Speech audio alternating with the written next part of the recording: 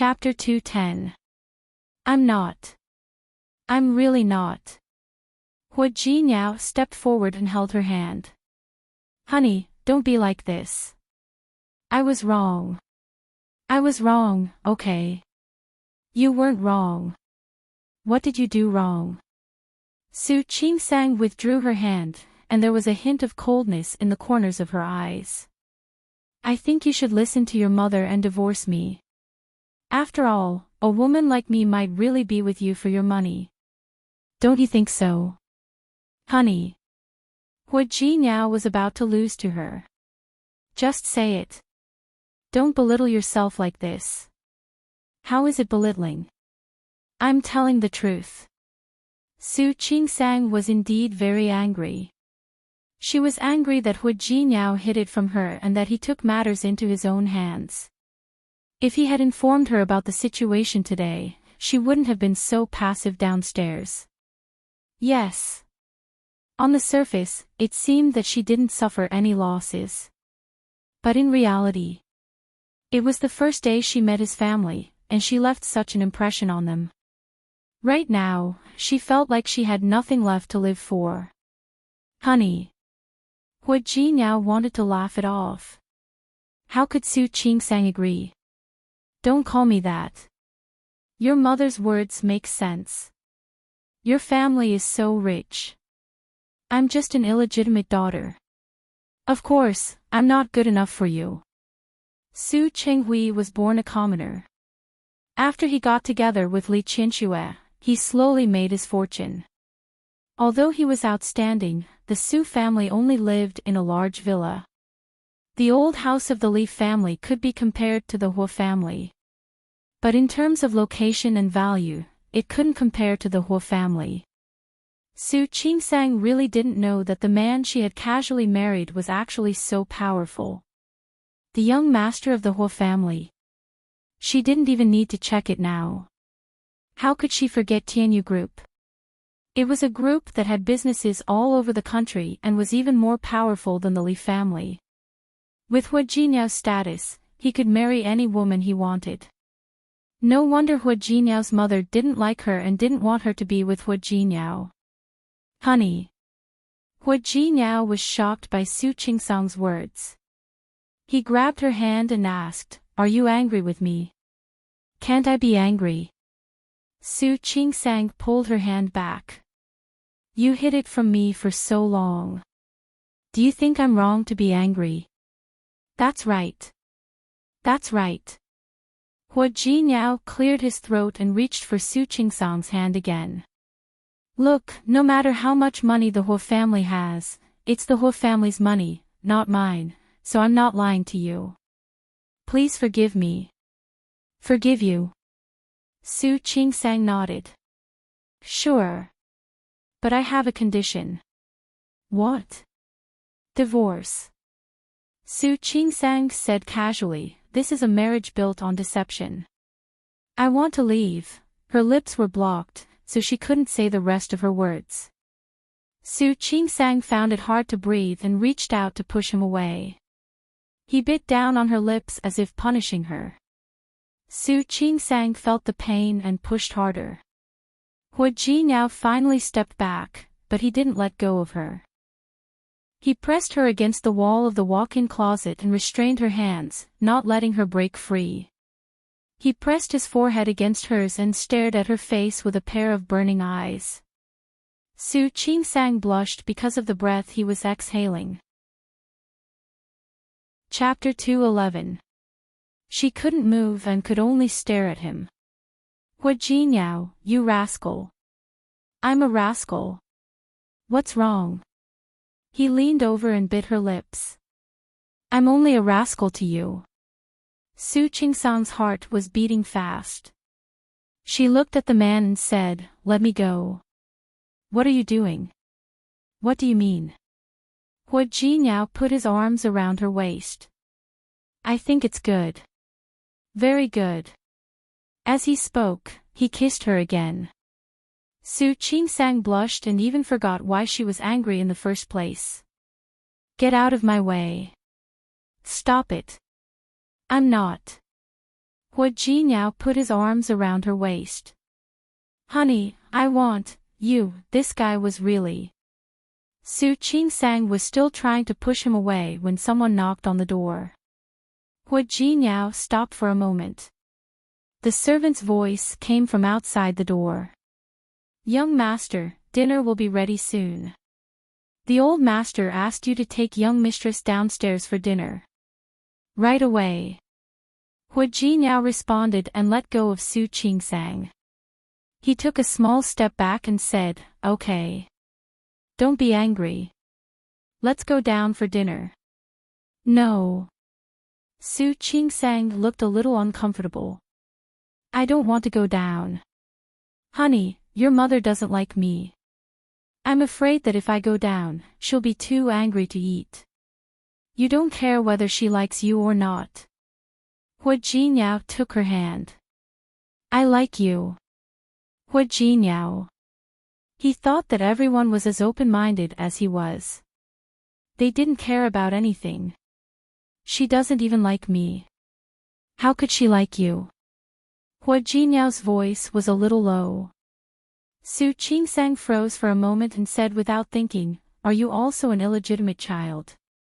As soon as she finished speaking, she was hit on the forehead. What nonsense are you talking about? After Hua Jinyao knocked on her forehead, he saw that she looked like she was in a lot of pain, so he rubbed her forehead again.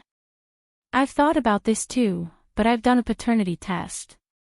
I'm my mother's biological son. Then why doesn't she like you? Wasn't that too strange? Which mother didn't like her own son? Hua Jinyao withdrew his hand, took her hand, and walked outside. Who knows? Maybe we are born incompatible, and she doesn't like me. There was a flash of gloom in his eyes, but it was too quick for Su Qingsang to notice. She turned to look at Hua Jinyao, feeling a little more sympathy for him. Li Qinxue and Su Qinghui didn't like her because she was an illegitimate daughter. However, it was strange that Hua Jinyao's parents didn't like him even though he was their own child. She was sure that things weren't as simple as they seemed. It couldn't be like what Hua Jinyao said. But from the looks of it, he obviously didn't want to talk about it. He was a little curious, but he didn't ask anymore. Seeing that he didn't look too good, Su Qingsang spoke subconsciously. Maybe it's not that your mom doesn't like you, it's just that she's going through menopause. Hua Jinyao turned around and looked at her in shock. When he met her extremely serious gaze, he suddenly burst out laughing. Ha ha ha. The gloominess in his eyes disappeared, and he leaned over to kiss Su Qingsang's cheek. Honey, you're so cute. Su Qingsang blushed again. She wiped the non-existent saliva off her face and glared at him. Go downstairs and eat. Yes, honey. Chapter 212. Today, all the members of the Hua family were present. Su Qingsang had never had the experience of eating together with such a large family. Old Master Li only had one daughter, Li Qinxue. The Li family was a small family. The Su family was even more so. After all, Su Qinghui's parents had passed away a long time ago. As soon as they entered the dining room, they saw that the large round table was full of people. The Hua family had two dining rooms. One was a European-style dining room with a European-style long table. Usually, if the other members of the Hua family didn't come, Old Master Hua would eat in this dining room. If many people came, they would eat in this dining room. Compared with the European-style buildings outside, this dining room had a completely different style. The round table inside was specially booked by Old Master Hua. The large round table could seat 20 people, and there was a wheel on it. It was the first time that Su Qingsang saw someone use a wheel at home. She glanced around and saw that Hua Jinyao's uncle and aunt's family were sitting on one side and the other. Hua Mingguang and Lu Tongjia were sitting on the left side of Old Master Hua. There were two seats left on the right side. Seeing Hua Jinyao and Lu Tongjia enter the door, Old Master Hua waved at them and said, "Come, come, sit here." Su Qingsang instinctively looked at Hua Jinyao, but he took her hand and sat down next to Old Master Hua. When Hua Yifan and Hua Yiyang saw this, they looked at each other and understood the meaning in each other's eyes. Lu Tongjia didn't look good. She really didn't like this daughter-in-law, but Old Master Hua had spoken, so she couldn't object. She was angry, so she looked at Hua Jinyao and Su Qingsang. Su Qingsang couldn't help being stared at by her mother-in-law like that, so she subconsciously glanced at Hua Jinyao. Hua Jinyao was also looking at her and patted the back of her hand under the table to comfort her. Su Qingsang relaxed a lot because of his action. The two of them were very subtle in their actions. However, the feelings that were revealed from their gazes still shocked everyone else present. Hua Yifan narrowed his eyes, and there was a flash of deep meaning in his eyes. The other people had different expressions, but the surprise in their eyes was not less. Lu Tongjia sat next to Old Master Hua and naturally saw her son's little gestures. She looked more and more worried. The closer Hua Jinyao was to Su Qingsang, the worse she looked. Hua Mingguang wasn't as direct as Lu Tongjia, but he narrowed his eyes slightly because of his son's behavior. The only one who was happy was probably Old Master Hua. Today, I am very happy. It was not only because Jinyao was back, but also because Jinyao had a family. The ancient said that one should start a family and start a career. Now that the family has been established, Jinyao, you have to start taking care of it. Do you know? Yes. Grandpa. Don't worry, I won't let you down. The conversation made the Hua brothers, Wei Sihai, and the others all have different expressions on their faces. Grandpa Xing turned to look at Su Qingsang as if he didn't see it. Qingsang, I'm very happy that you're going home with Jinyao. Since you married into the Hua family, you are a part of the Hua family. How about this? I don't have anything else to give you. I have a villa in the West District, so take it as a greeting gift. Tomorrow, I'll have someone accompany you to handle the transfer procedures. As soon as these words came out, his cousins were astonished and shocked again. The expressions of the Hua brothers changed slightly. Even Wei Ximing's expression was very ugly. She knew that villa. When she was 20 years old, she wanted Grandpa to give it to her, but Grandpa refused. Chapter 213. Old Master Hua acted as if he didn't see it. Even if he saw it, he wouldn't change his mind. Grandpa. Su Qingsang couldn't sit still anymore. This gift is too expensive. I can't accept it. There's nothing you can't accept. Old Master Hua waved his hand. Things are dead, but people are alive. You married Jinyao, so you are the eldest granddaughter-in-law of the Hua family. You don't have to worry about this. But Su Qingsang subconsciously looked at Hua Jinyao. Hua Jinyao squeezed Su Qingsang's hand to tell her not to be nervous. Since I said I'll give it to you, it's yours. Don't worry and accept it. Old Master Hua's eyes swept around the table and finally returned to Su Qingsang's face. He said again, don't be nervous. It's not just you. If you can give birth to a boy or a girl for the Hua family in the future, my shares will also be given to him. Grandpa. Su Qingsang really felt a lot of pressure. She wasn't ready to be a mother yet.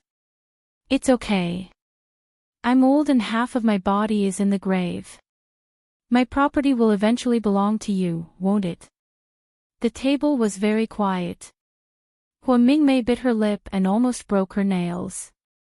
Hua Mingliang's face didn't change, but the gloominess in his eyes could be easily seen. As for the other younger generations, they were even more incompetent. They couldn't hide the dissatisfaction in their eyes. Old Master Hua didn't seem to see the undercurrent. He waved his hand and asked the housekeeper to start serving the dishes. Dad. Hua Mingmei couldn't help it. Her surname was Hua too. Except for some shares, she couldn't touch anything in the Hua family. She was already very uncomfortable. She knew that villa. Old Master Hua had countless properties under his name, but that one was the best in location and decoration. It was worth nearly 100 million yuan. She wanted to ask for it for her daughter's birthday, but she didn't get it. Now he just gave it to a little girl. Jin Yao and his wife don't live in Rong City often. I don't think they can use such a big villa, Hua Jin Yao said. Not to mention that the two of them still live there. Whether she can use it or not, it's her business. How she uses it and when she uses it is her business. How could old Master Hua not know what his daughter was planning? It wasn't that he valued men over women. It was just that after years of observation, there were some things that he was well aware of. But, Hua Mingmei still wanted to say something, but Wei Nantian, who was sitting next to her, pulled her arm and gave her a look, signaling her to stop talking. She could only shut her mouth in embarrassment. The servants began to serve the dishes. Su Qingsang had always tried to minimize her presence when she was eating in the Su family, and she did the same here. However, even if she wanted to reduce her sense of existence, she couldn't resist the fact that there was someone beside her who was trying his best to magnify her sense of existence. Qingsang, try this. Aunt Wang's fried fish is the best. This fish is the best. Qingsang, try this. This beef is very tender. Qingsang, have some soup. Auntie Wang made this soup early in the morning. It's very soft. Try it. Su Qingsang was already uncomfortable sitting in front of so many people. Now that Hua Jinyao was doing this, more people were staring at her. She felt more and more uncomfortable. You don't have to take it, I can eat it myself. It's okay, I like to pick up food for you. Chapter 2:14.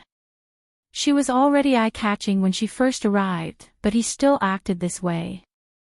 Although he usually acted like this in Lin City, his behavior today was very eye-catching. She was even glad that he didn't call her his wife in front of so many people. Otherwise, she would feel even more uncomfortable. This is a specialty of Rong City. Try it. Hua Jinyao picked up some more food as he spoke. Lu Tongjia, who was sitting on the other side, couldn't stand it anymore. She slammed her chopsticks on the table and glared at the two people in front of her. Let's just eat. Why are you so fussy? What? Doesn't she have hands? Hua Jinyao didn't change his expression at all when he saw the dissatisfaction in his mother's eyes. The faint smile on his face looked like a provocation. She does have hands, but I like to put food in her bowl, and I like to watch her finish all the food I put in her bowl. Mom, if you don't think it's appropriate, you can ask Dad to put food in your bowl. What kind of attitude is that? Lu Tongjia's face turned green. Do you think everyone is as indecent as you? I don't think it's indecent. Hua Jinyao seemed to deliberately oppose Lu Tongjia. He picked up some more food and put it in Su Qingsang's bowl. Qingsang is my wife. I like to take care of her. I think it's a good idea. Lu Tongjia was about to lose her temper, but old Master Hua glanced at her and said, "All right, let's eat." Lu Tongjia couldn't finish her words under old Master Hua's glare. She was furious. Old Master Hua looked at Su Qingsang lovingly and said, "Qingsang, don't be shy. Eat whatever you want. You can ask Auntie Wang to make it for you later. Also, don't feel embarrassed when Jinyao puts food in your bowl." Su Qingsang felt that more people were looking at her, and she became more and more uncomfortable. How could this be considered a meal? It was torture. After the meal was finally over, the group of people moved to the living room. The servant served tea and fruits after the meal. They were all cut into small pieces and placed very delicately.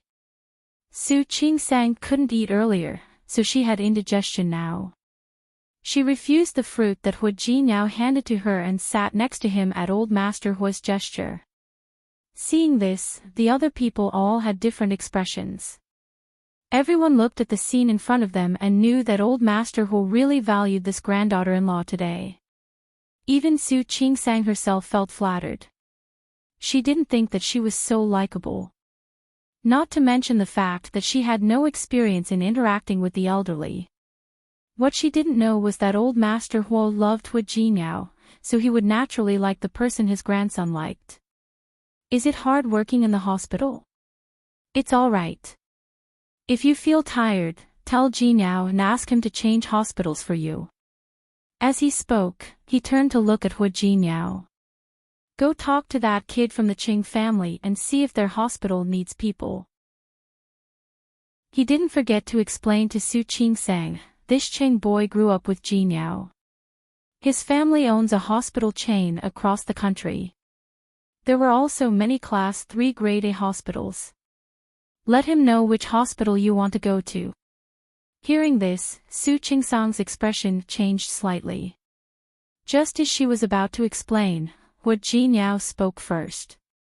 Grandpa, I don't want to work in Rong City. As soon as he said this, everyone's eyes fell on Su Qingsang. Even old Master Hua couldn't control his expression. Chapter 2:15. Everyone was staring at her, which made Su Qingsang feel pressured again. She glanced at old Master Hua uncomfortably. Grandpa, I'm sorry. I'm only here to accompany Hu Jinao for a few days. In fact, I haven't decided to come to Rong City yet. The living room was silent. Everyone looked at Su Qingsang. It didn't feel good to be stared at by such a group of people. Su Qingsang was the same. She was a little nervous. Jinao. Old Master Hua stopped looking at her and looked at Hu Jinao. Hu Jinao sighed in his heart and sat down beside Su Qingsang. Grandpa, she's doing fine in Lin City. Even if you want her to come over, you have to let her adapt first, right? What's there to adapt to? Lu Tongjia sneered. I'm already married to you. Of course I'll follow you. Hearing this, Su Qingsang frowned again, and Hu Jinao's face darkened. Su Qingsang couldn't help but say, Auntie, even if you don't think you're human, you don't have to say it out loud. What did you say? Lu Tongjia's face turned green. Who are you talking about? I didn't curse. Su Qingsang didn't like Lu Tongjia very much. Li Qianxua didn't like her, but at least she could maintain a peaceful front. Hu Jiniao's mother was not polite at all. You said Hu Jiniao was a chicken or a dog. You gave birth to him, so aren't you scolding yourself too? Her voice was very soft, but her words were full of protection for Hu Jiniao. Lu Tongjia's chest heaved with anger. Old Master Huo glared at her. All right. You're already so old.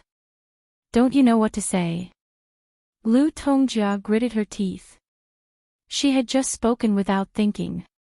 He glared at Su Qingsang. This woman did have a sharp tongue.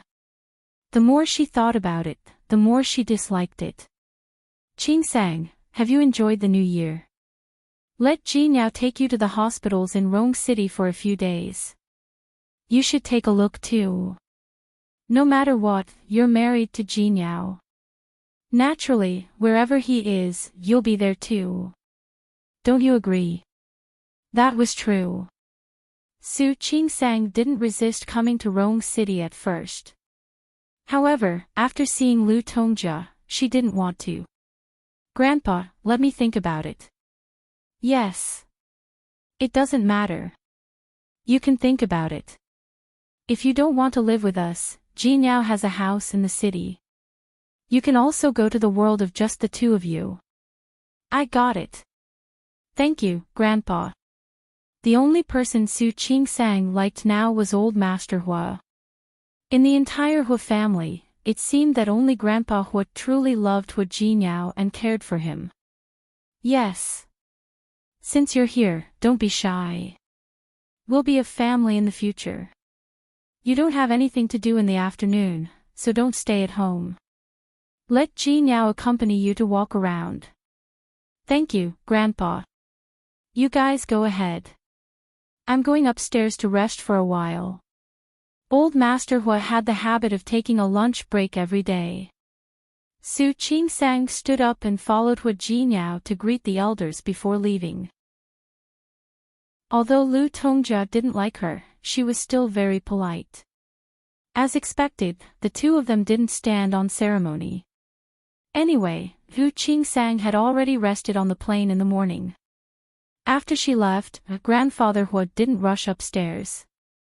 Instead, he glanced at the crowd. Chapter 2:16. Everyone looked at each other, and the younger generation fell silent. Hua Mingguang looked at his father helplessly. Dad, what are you talking about? Who would dare to do anything to her? Didn't you see Jinyao protecting her? That's what he should do. Shouldn't a man protect his wife? If he can't even protect his wife, what can he do? After saying this, old Master Hua got up and prepared to go upstairs to rest. Before leaving, he glanced at Lu Tongjia. Tongjia, I know you want Ruoli to marry Jinyao. But now they're married. You should stop thinking about it. You're too stubborn about some things, so I won't try to persuade you. But Jinyao is your son, after all. You're not at the point where you can't get along with him. It was the first time Lu Tongjia had been humiliated by old Master Hua like this. Hua Mingguang looked at his wife's face and wanted to say something, but stopped. The other two families had different expressions, but without exception, they all looked like they were watching a good show. Su Qingsang and Hua Jinyao didn't know any of this. Rome City was in the north, and it was already very cold. The coldness here was different from the coldness in the south. As soon as Su Qingsang walked out of the door, she staggered because of the cold wind. Hua Jinyao helped her up with a smile on his face. What's wrong? Are you so scared that your legs are weak? Who's scared? Su Qingsang steadied herself and looked at her feet. See? There are steps. I didn't notice. Yes. Hua Jinyao reached out to hold her hand. I thought that you just calmed down and your legs went soft after you calmed down. You're the one who's weak. She was someone who dared to dissect a corpse. How could something like this make her legs weak? Hua Jinyao put his arm around her shoulder and said, Okay, my wife is beautiful and bold. I'm so lucky to marry you. Su Qingsang couldn't stand it anymore. Stop fooling around. Come on, I'll take you to play.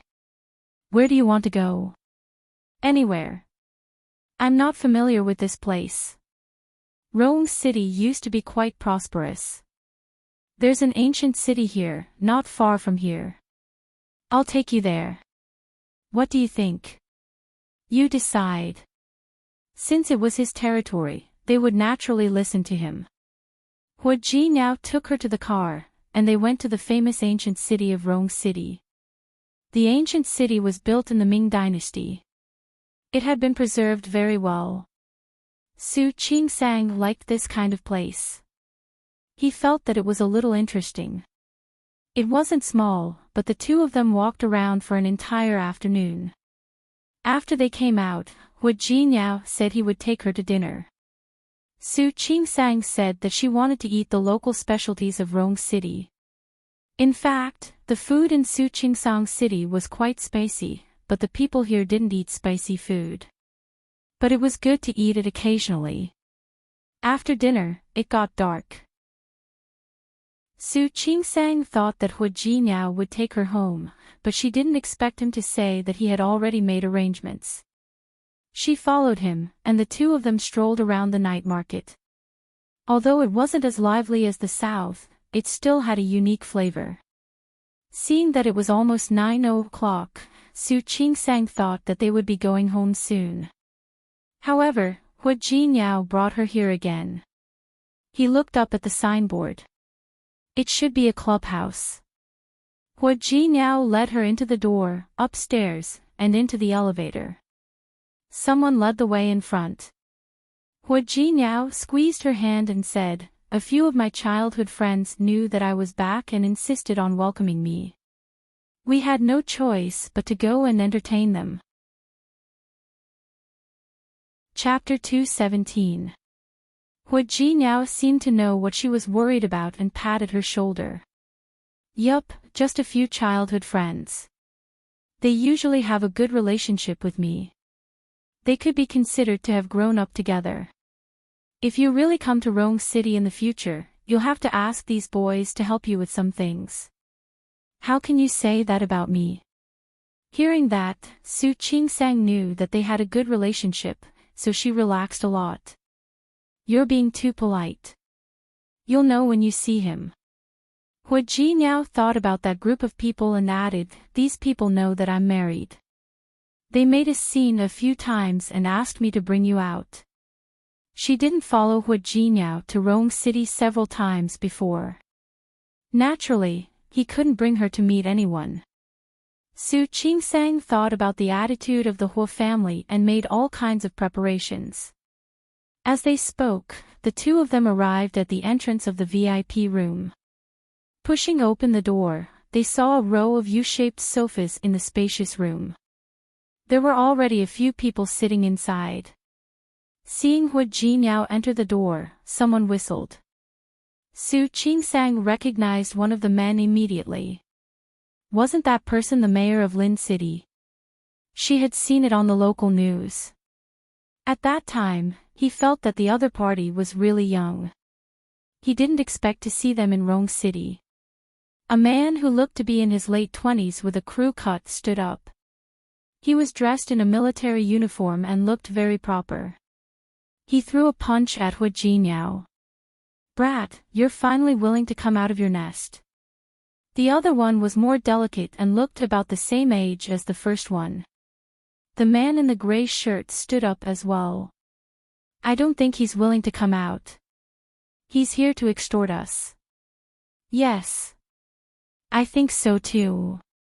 Finally, the person sitting in the private room said, "So, how about 3 drinks as punishment?" Punishment. He had to be punished. Junqing was so busy, but he still had time to fly back to meet with us. "Just you, kid." "What?" "Now that you're married, you have a lot of face. Isn't it hard to see you?" "That's enough." Hu Jinyao punched the guy with the flat top and said, "Stop it. When I'm not at home, you guys seem to be having more fun." The group laughed. All eyes fell on Su Qingsang, who was standing next to Hu Jinyao. Hu Jinyao turned to look at Su Qingsang. "Come on, let me introduce you." He pointed at the man in the military uniform who was the most talkative. "This is Qing Xianyun." The gray shirt was Qing Wanzainying. The last one to speak was Tang Mohan. It was Su Changlong who had been silent. Li Junqing didn't need to be introduced. Su Qingsang already knew him. After introducing everyone, Hu Jinyao put his arm around Su Qingsang's shoulder and brought her to the front. "This is my wife, Su Qingsang." "Hello, sister-in-law." Hu Jinyao smiled and said, "I'm older than all of them. It's only right for me to call you sister-in-law." "Nice to meet you," Su Qingsang greeted them graciously. Although Qing Xianyun was wearing a military uniform, he was the most lively one. He looked Su Qingsang up and down, then turned to Hu Jinyao. "Little sister-in-law is quite pretty, no wonder you don't." "Xianyun," Li Junqing called him from behind. Qing Xianyun rubbed his nose. No wonder he had been hiding and did not bring little sister-in-law out. Hu Jinyao gave him a warning look, and Qing Xianyun made a zipping gesture with his mouth.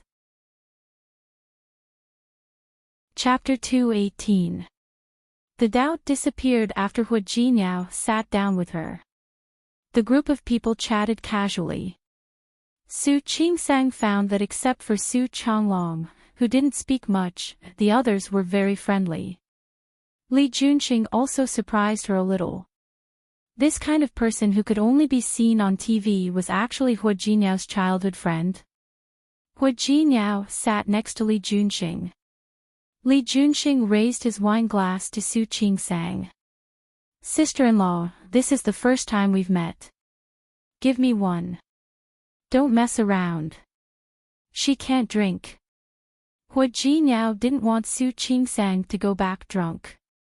"Are you protecting her?" Li Junqing didn't force her, but the teasing in his eyes was very obvious. Hu Jinyao smiled. "Yes, I'll protect my people." "Do you have a problem with that?" "No." "How can I have a problem with that?" "Jinyao, that's not right. How can you not drink when you're here?" Qing Xianyun jumped out again. He picked up the wine glass and was about to toast Su Qingsang.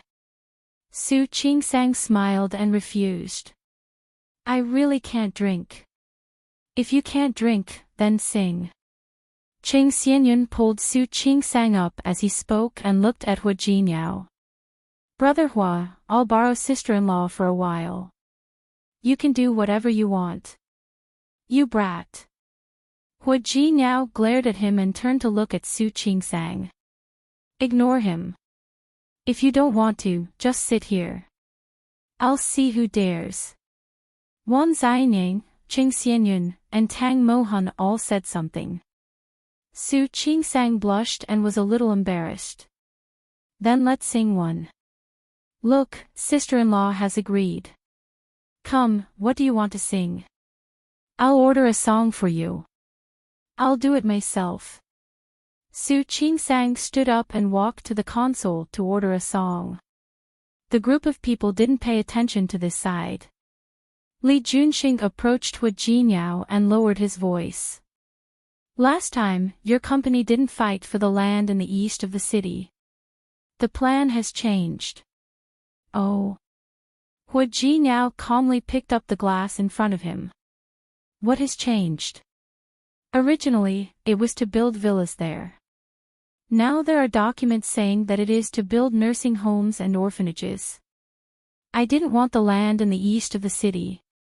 Hu Jinyao raised his glass and gently clinked it with him. "I've always wanted the land in the south of the city." Li Junqing smiled and clinked glasses with him. "You're still so cunning, kid. I'll take that as a compliment." Hu Jinyao smiled brightly. "I'm determined to win the auction next month. Don't worry. If there are no accidents, it should be yours." Li Junqing drank half of the cup and suddenly became serious. "But you guys have earned the money, and you have to do things. Although you won't fight for that piece of land, your company still needs to put in some effort for the nursing home and orphanage. Since you, Mayor Li, have spoken, I will naturally follow your orders. If my project does well, won't you be proud as well?" "You." Li Junqing smiled. Hu Jinyao knew that he had always been ambitious. The two of them clinked their glasses. Nothing needed to be said. When Su Qingsang sat down next to Hu Jinyao, she found that he seemed to be in a better mood. She looked at him suspiciously, not understanding what had happened in such a short time. Hu Jinyao couldn't explain it to her, so he just handed her a glass of juice. Su Qingsang had just taken it when the door of the private room was opened. There were 3 women standing at the door. The leader had a very delicate face, and at the moment, her face was full of displeasure. Chapter 219. The second one who came in was a pretty girl. She put one hand on the shoulder of the woman in front of her and saw Hu Jinyao at first glance. "Brother Jinyao is back. You guys didn't even tell us." Instead, you came here to play. It's really too much. Exactly. The woman in the lead snorted and pulled the last woman in. Brother Jinyao, you're so heartless. You didn't invite your sisters to play with you when you came back. Hua Jinyao didn't speak. Su Qingsang blinked and looked at those people. The first one who came in was quite beautiful. She was Li Juanqing's sister, Li Wanyu. Behind her was Tang Mohan's sister, Tang Monlu. The last one to come in was Su Ruoli, Su Changlong's sister. Su Qingsang's eyes subconsciously fell on Su Ruoli. Li Wanyu was beautiful, Tang Monlu was beautiful, but Su Ruoli was out of this world. Her facial features were not gorgeous, but she had a kind of beauty, like an orchid in an empty valley. Inexplicably, Su Qingsang felt a vague sense of threat. She subconsciously glanced at Hua Jinyao. Hua Jinyao picked up the grapes on the coffee table and put them to her mouth. Here, have a grape. Su Qingsang subconsciously opened her mouth, but found that the three women were looking at her. Brother Jinyao. Li Wanyu went forward and sat next to Li Junxing. Who is this? My wife. Su Qingsang. Hua Jinyao told Su Qingsang the names of the rest of the people. Hello. Su Qingsang nodded slightly as a greeting. Li Wanyu and Tang Monlu looked at each other, and Tang Monlu sat next to Hua Jinyao. Brother Jinyao, you got married in a low-key way. Didn't the whole Rong city hear about it? Tang Monlu said half-jokingly. Exactly, Brother Jinyao. You didn't find a random woman to fool us because you wanted to be forced to marry by Antwa, did you? Wanyu. Li Junxing glared at his sister with a bit of coldness in his eyes. Don't talk nonsense. Except for Li Junxing, the other men looked at each other and didn't say anything. Even Qing Xianyun, who had always been lively, sat motionless. How is this nonsense? Li Wanyu raised her eyebrows and glanced at Su Ruoli, who had come in but had not yet sat down. Everyone knows that Auntie Hua's favorite person is Li Wanyu. Li Juanqing's expression was already quite ugly. If you continue to talk nonsense, you can leave. Brother, what are you doing? Am I your little sister? Li Junxing was unmoved. Today is a gathering for us men. You girls go home first. I don't want to. Li Wanyu didn't want to. If it's a gathering for men, then why is she here? She directly pointed at Su Qingsang, and Su Qingsang was inexplicably implicated. How could she be the same as you? She's Jinyao's wife. Li Junxing knew what his sister was thinking. Judging from his protective attitude towards Su Qingsang, she could tell how important Su Qingsang was to him. As long as they weren't stupid, they wouldn't challenge Hua Jinyao's bottom line. But I'm still your sister. Li Wanyu glared at him. How can you be someone's brother like this? You don't protect me, but only outsiders. When she said this, she glared at Su Qingsang with obvious provocation in her eyes. Su Qingsang was implicated again. She subconsciously glanced at Hua Jinyao. He picked up the fruit on the table and fed her another bite. Eat the fruit. Chapter 220.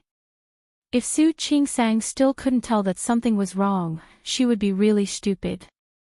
Once again, she confirmed that a woman's intuition was indeed very accurate. She just felt that Su Ruoli was not ordinary. Su Ruoli had already walked to her brother Su Changlong and sat down. She didn't seem to hear what Li Wanyu and Tang Monlu said. Su Qingsang looked at Hua Jinyao again.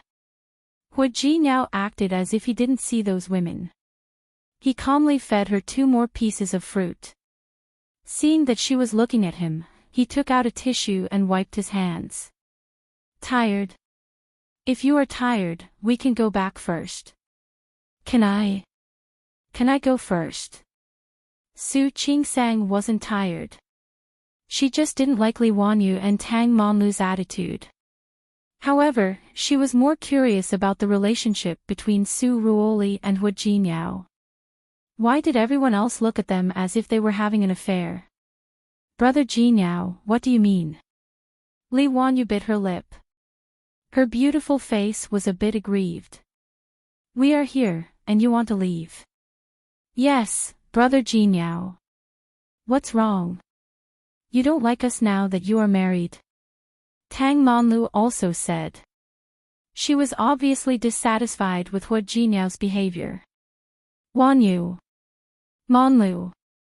Li Junxing and Tang Mohan obviously didn't like their sister being so immature. The two of them felt quite aggrieved and looked at Su Ruoli together. Su Ruoli felt their gazes and smiled faintly. Jinyao just came back today. I think he is tired. Anyway, he is back. There is still a long way to go. Don't force him to stay. Sister Ruoli. Li Wanyu looked at Su Ruoli. Su Ruoli didn't say that just now. Su Chonglong was also looking at his sister. In fact, they were twins. Su Ruoli was only born 10 minutes earlier than him. In his heart, he knew about the engagement between the Su family and the Hu family. That was why he hadn't said anything since just now. He couldn't particularly accept that a woman from nowhere had become Hu Jinyao's wife and taken away his sister's position. All right. Don't we often go out to play? We can't stop playing when Jinyao is gone, right? Su Ruoli spoke again. The others didn't speak and only looked at Hu Jinyao. The atmosphere was a little strange. Su Qingsang pulled Hu Jinyao's hand and said, I'm not too tired. We can leave later. He had been staying in Lin City these days and hadn't come back. It was rare for him to come back. If he left just like that, it wouldn't be good. Her dislike of society did not mean that she was ignorant of the ways of the world. Then let's play a little longer. Hu Jinyao looked like he would do anything for Su Qingsang. Li Wanyu felt her teeth ache, and Tang Monlu also felt uncomfortable. They went to see Su Ruoli together. Su Ruoli acted as if nothing had happened. She picked up a glass and poured herself a glass of wine. Hu Jinyao and Su Qingsang were sitting together, and Li Junxing was sitting next to Hu Jinyao. Later, Li Wanyu and Tang Monlu sat beside Li Junxing. On the other side of Hu Jinyao was Tang Monlu. Tang Monlu kept looking at Su Ruoli. After pouring the wine, she stood up and walked to Hu Jinyao. Tang Monlu took the opportunity to stand up and give her seat to Su Ruoli. Sister Ruoli, sit here. Su Ruoli sat down next to Hu Jinyao and raised the glass in her hand to Hu Jinyao. Jinyao. You didn't inform us of your marriage, and I haven't congratulated you. I'm giving you a belated blessing. Hu Jinyao glanced at her and picked up the glass. Chapter 221. Su Ruoli looked at Su Qingsang. Her eyes were light and friendly. Su Qingsang looked at the glass in front of her and then at Hu Jinyao. Hu Jinyao smiled at her and then looked at Su Ruoli. His voice was a little colder. You called her the wrong way. Su Ruoli was stunned. Hu Jinyao added, you shouldn't call her sister-in-law. Su Qingsang didn't understand, but Su Ruoli's face turned pale. She held the glass and didn't react for nearly half a minute. The other people in the private room also looked over, especially Su Chonglong. Hu Jinyao. Hu Jinyao, what are you talking about? That's the truth. Hu Jinyao's expression didn't change. He looked at Su Ruoli. He understood the meaning of that look, and so did Su Ruoli. She is younger than you. You called her name. Su Ruoli's fingertips were pale. She looked down and didn't speak. No one knew what she was thinking. Su Qingsang felt that the atmosphere was a little strange. But she couldn't tell what was strange. She thought about it and wanted to pick up the glass in front of her. Hu Jinyao held her hand and gave her another glass of juice. Drink this. He was the only one who had seen her drunk. The protectiveness in his eyes was so obvious. Su Ruoli wasn't blind. Her face also turned a little pale. Jinyao, Su Changlong didn't look good either.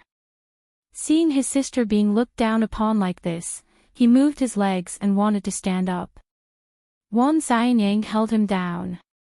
He glanced at him and shook his head at him silently. Su Changlong sat back down. Tang Mohan didn't move. Li Wanyu and Tang Monlu didn't dare to speak. It doesn't matter what you drink. What matters is my thought. Su Ruoli barely regained her senses. She picked up the glass and gestured to Su Qingsang. Su Qingsang picked up the juice and nodded to Ji Dongli. Su Ruoli and Hu Jinyao clinked glasses. He gently touched the glass and quickly withdrew his hand. He casually took a sip and put it down. His attitude made Su Ruoli's face turn even paler. Su Qingsang held the juice glass in her hand and felt a little strange. Come. What are you standing there for? Cheng Xianyun looked at the atmosphere in the room and stood up first. Come out to play. Let's have a good time. Sister-in-law, come on, let's sing. You just said you don't want to drink, but you still have to sing this song. Su Qingsang put down her glass and smiled shyly. I'm not good at singing. Sorry for that. Sister-in-law, what are you saying? It's not like I want to be a singer. Cheng Xianyun smiled and handed the microphone to Su Qingsang. Su Qingsang glanced at the screen. The number of times she came out to play could be counted on one hand. The songs he could sing were also very few. However, when he was in school, one of his roommates especially liked Fei Wong. It was played every day, so she only knew a few songs. I haven't properly felt the gentleness of the snowflakes dancing. Su Qingsang's voice was not clear. It was just that her voice was a little low. Singing such a song was surprisingly pleasant. Hu Jinyao looked at her and felt that he had never seen Su Qingsang like this. He couldn't help but reach out to hold her hand. Su Qingsang was just about to sing, sometimes, I'd rather not let go. Feeling the warmth of his hand, she turned her face and smiled at him. Hu Jinyao squeezed her palm and praised her for singing with his eyes. Chapter 222. The two of them stared at each other unscrupulously. As long as the other people in the room had eyes, they could see that the two of them were deeply in love. Su Qingsang blushed and felt a little hot. However, there was a trace of joy and happiness in her heart. Su Ruoli's face became paler and paler like a piece of paper. She could fall down at any time. After the song, Hu Jinyao applauded. The other people in the room couldn't refuse. Su Ruoli sat still. Tang Monlu stood up and said, Sister Ruoli's voice is also very good. Sister Ruoli, you sing too. Sing, my heart will go on. While speaking, she gave Su Qingsang a provocative look, but found that Su Qingsang wasn't looking at her at all. She was just staring at Hu Jinyao. Su Ruoli bit her lip and gently shook her head. I won't sing, okay? What was the point of singing well? Hu Jinyao didn't appreciate it. Tang Monlu insisted on ordering 2 difficult songs for Su Ruoli. Then she took the initiative to put the microphone in Su Ruoli's hand. Su Ruoli's voice sounded soft and delicate, but it was really good when she sang. Su Qingsang couldn't help but look at her again. She found that she was singing My Heart Will Go On, but she was looking at Hu Jinyao. She pursed her lips and gently touched Hu Jinyao. Then she looked at him with a bit of a teasing look in her eyes. She didn't know that Hu Jinyao was concentrating on peeling grapes for her. Come on. Eat more fruit. It's much drier here than in Lin City. Su Qingsang didn't know what to say. She opened her mouth to eat the grapes that Hu Jinyao handed to her. She was passively showing off her love. Everyone else in the room saw this and understood what was going on. After Su Ruoli finished, there was also applause in the room. But compared with Su Qingsang, the applause was a little different. Su Ruoli's expression didn't change, but Tang Monlu began to feel wronged for her. She wanted to stand up for her but was stopped by Tang Mohun. Brother. Tang Monlu was unhappy. Tang Mohun coldly stared at her. She immediately shrank her neck and didn't dare to speak. The people in the room grew up together and had a similar relationship. Tang Monlu regarded Hu Jinyao as her brother, so she wasn't unhappy. But she didn't expect that he would be with someone outside of their circle. In her opinion, Su Ruoli and Hu Jinyao were a better match. No matter what, they had grown up together. Not to mention, Sister Ruoli's family background was good and she was talented. Because of this strange atmosphere, the gathering seemed a little awkward. However, Hu Jinyao didn't care. In the eyes of others, he was serving Su Qingsang wholeheartedly. What she didn't know was that in the eyes of others, this scene was even more unsightly, and they disliked Su Qingsang even more. In the past, Hu Jinyao had been nice to Tang Monlu and Li Wanyu, but that was only for the sake of their families and their elder brothers. But looking at how he treated Su Qingsang, the difference was obvious. Everyone present had different thoughts, but it was a joyous and harmonious scene. After the party, Su Qingsang was really tired. By the time the car stopped in front of the Hu mansion, she had already fallen asleep. Hu Jinyao looked at her sleeping face and wanted to wake her up. But looking at her sleeping face, he didn't want to wake her up, so he went around to the other side and gently carried her inside. It was late at night in the mansion, and Su Qingsang was very light. She was really tired today. She didn't wake up, but found a relatively comfortable position in Hu Jinyao's arms and fell asleep again. Chapter 223. Hu Mingguang was the chairman of Tianyu Group. A few years ago, Old Master Hu forcefully gave the position of CEO to Hu Jinyao. Lu Tongjia was the daughter of the Lu family. Her family also had a business. Ever since she married Hu Mingguang, she had been in charge of several foundations and had been elected as the president of the Women's Chamber of Commerce. In fact, she was also very busy every day, and she was not much more relaxed than Hu Mingguang. At this time, she should have gone to bed. It was only when he heard the sound of a car that he stopped to take a look. She didn't expect to see such a scene. Her good son, who didn't have much of a good face in front of his own family, was carrying the woman she didn't approve of into the house. Looking at her son's careful and protective expression, she really didn't know that her son was a sentimental person. Lu Tongjia didn't know what to feel, but she didn't like it. Mom, Hu Jinyao greeted her when he saw her. He turned around and carried Su Qingsang upstairs. Su Qingsang moved a little when she heard the voice. Hu Jinyao hugged her tightly and unconsciously lightened his footsteps. The look on Lu Tongjia's face grew darker and darker. Watching her son's figure disappear behind the stairs, her gaze became determined. Su Qingsang had a good sleep. Although she was going to a new place, Hu Jinyao was by her side. She had gotten used to falling asleep in Hu Jinyao's arms, so she didn't feel uncomfortable. She got up early in the morning and found that Hu Jinyao was not in the room. She looked down from the window.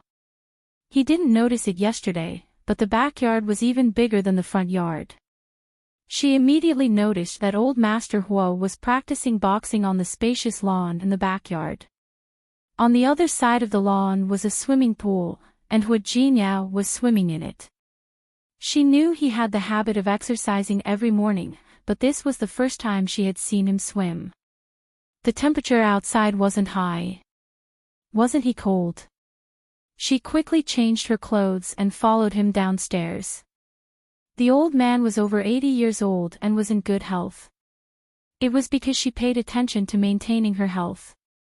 The old man liked to do Tai Chi. He pushed back and forth, and his moves looked quite standard. Turning around, old Master Hu found that Su Qingsang had also come down. He smiled at her and retracted his fist. Qingsang, you're awake. Why don't you sleep a little longer? Su Qingsang smiled. It didn't feel good to sleep here for too long. She changed the topic. Grandpa's boxing is very good. Do you want to learn? If you want to learn, I can teach you. That's good. Su Qingsang stuck out her tongue, feeling a little embarrassed. It's just that I don't have a stable mind. I'm afraid I can't hold on. There were a lot of things to do in the hospital, and she was only free for a few days. He was afraid that he would still be busy when he returned to Lin City. I'm fine. When you have time, you should learn a few moves to strengthen your body. What old Master Hu said was true. He was really going to teach Su Qingsang. Su Qingsang glanced at Hu Jinyao, who was still swimming happily in the water. She could only bite the bullet and learn. After learning a few moves, he became interested. His punches and kicks weren't as good as old Master Hu's, but it was still acceptable. Not bad, not bad. He had talent. For the next few days, you will wake up early and practice with me. Sure. Su Qingsang was a little sweaty after a round of punching, but she felt refreshed. Let's go. Time for breakfast. Old Master Hu asked Su Qingsang to come in with him. Hu Jinyao had also finished swimming and was coming out of the water. Although it was cold in Rome City these few days, the weather was good. The morning sun shone on Hu Jinyao's body, and his strong figure was clearly visible. Su Qingsang couldn't help but take a few more glances. She turned around and found old Master Hu's teasing gaze. Chapter 224. Old Master Hu smiled and patted her hand. You look at him every day. It seems that you are very satisfied with Jinyao. Grandpa. Su Qingsang blushed and felt extremely embarrassed. Old Master Hu stopped teasing her and led her into the house. Lu Tongjia had already gotten up. She glanced at Su Qingsang with an indifferent expression. Good morning, Auntie. She was Hu Jinyao's mother, but she didn't want her to call her Mom. Lu Tongjia didn't look at her. She walked past her and went straight to the dining room. Girl. Old Master Hu sighed. Don't take it to heart. Grandpa, don't worry. I won't. Su Qingsang didn't have much experience with old people, but she really liked old Master Hu. Hu Jinyao came after taking a shower and changing his clothes. He still sat next to Su Qingsang. The others didn't usually live here, so only the few of them had breakfast. Hu Mingguang also got up early. He glanced at Hu Jinyao when he was about to go out after breakfast. Since you're back, you have to deal with business. Don't just care about love and... He swallowed the unpleasant words when he met old Master Hu's warning gaze. Hu Jinyao did have a lot of business to deal with today. Other than the one he had left behind, he was still in Lin City. He looked at Su Qingsang and felt a little conflicted. He was supposed to take her out to play. It's okay. Go to work. I'll stay with Grandpa. Su Qingsang was quite considerate. Hu Jinyao looked at her and felt that this woman was becoming more and more like him. Ignoring the fact that there were other people around, he kissed her on the cheek and said, "Okay. I'll go to work. You stay at home with Grandpa. I'll come back to eat with you tonight." "Okay." Su Qingsang nodded and Hu Jinyao went to work. After breakfast, Old Master Hu took Su Qingsang to his study. It was the first time Su Qingsang entered Old Master Hu's study. She looked straight ahead and entered the door, then stood on the side like a primary school student. "You don't have to be so nervous. Come here." "Thank you, Grandpa." Su Qingsang relaxed a little. Old Master Hu sat down behind the desk. Su Qingsang glanced at the room and saw a few paintings hanging on the wall. They seemed to be authentic works, but she didn't know much about them. Old Master Hu bent down and took out a box from the bottom drawer. He opened it and handed it to Su Qingsang. This was left behind by Jinyao's grandmother. He had promised that he would give it to the eldest granddaughter-in-law. Now that he's married, it's naturally yours.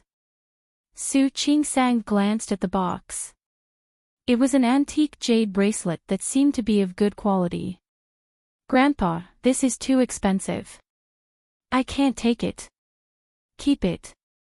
I've said it before, things are dead, but people are alive." Old Master Hu seemed to think of something and was a little sad. When his grandmother was alive, she loved him the most. At the mention of his wife, Old Master Hu paused. The look in his eyes became more and more reluctant. "You're married to Jinyao now. This is yours. Grandpa." Su Qingsang looked at the box and didn't dare to take it with her hands. "I'm a doctor. I can't wear this." "It's okay. Keep it." Old Master Hu waved his hand. "Do you know how to play chess? Do you want to play a game with me?" "No." Su Qingsang was a little embarrassed. At best, she only knew the rules. "It's okay.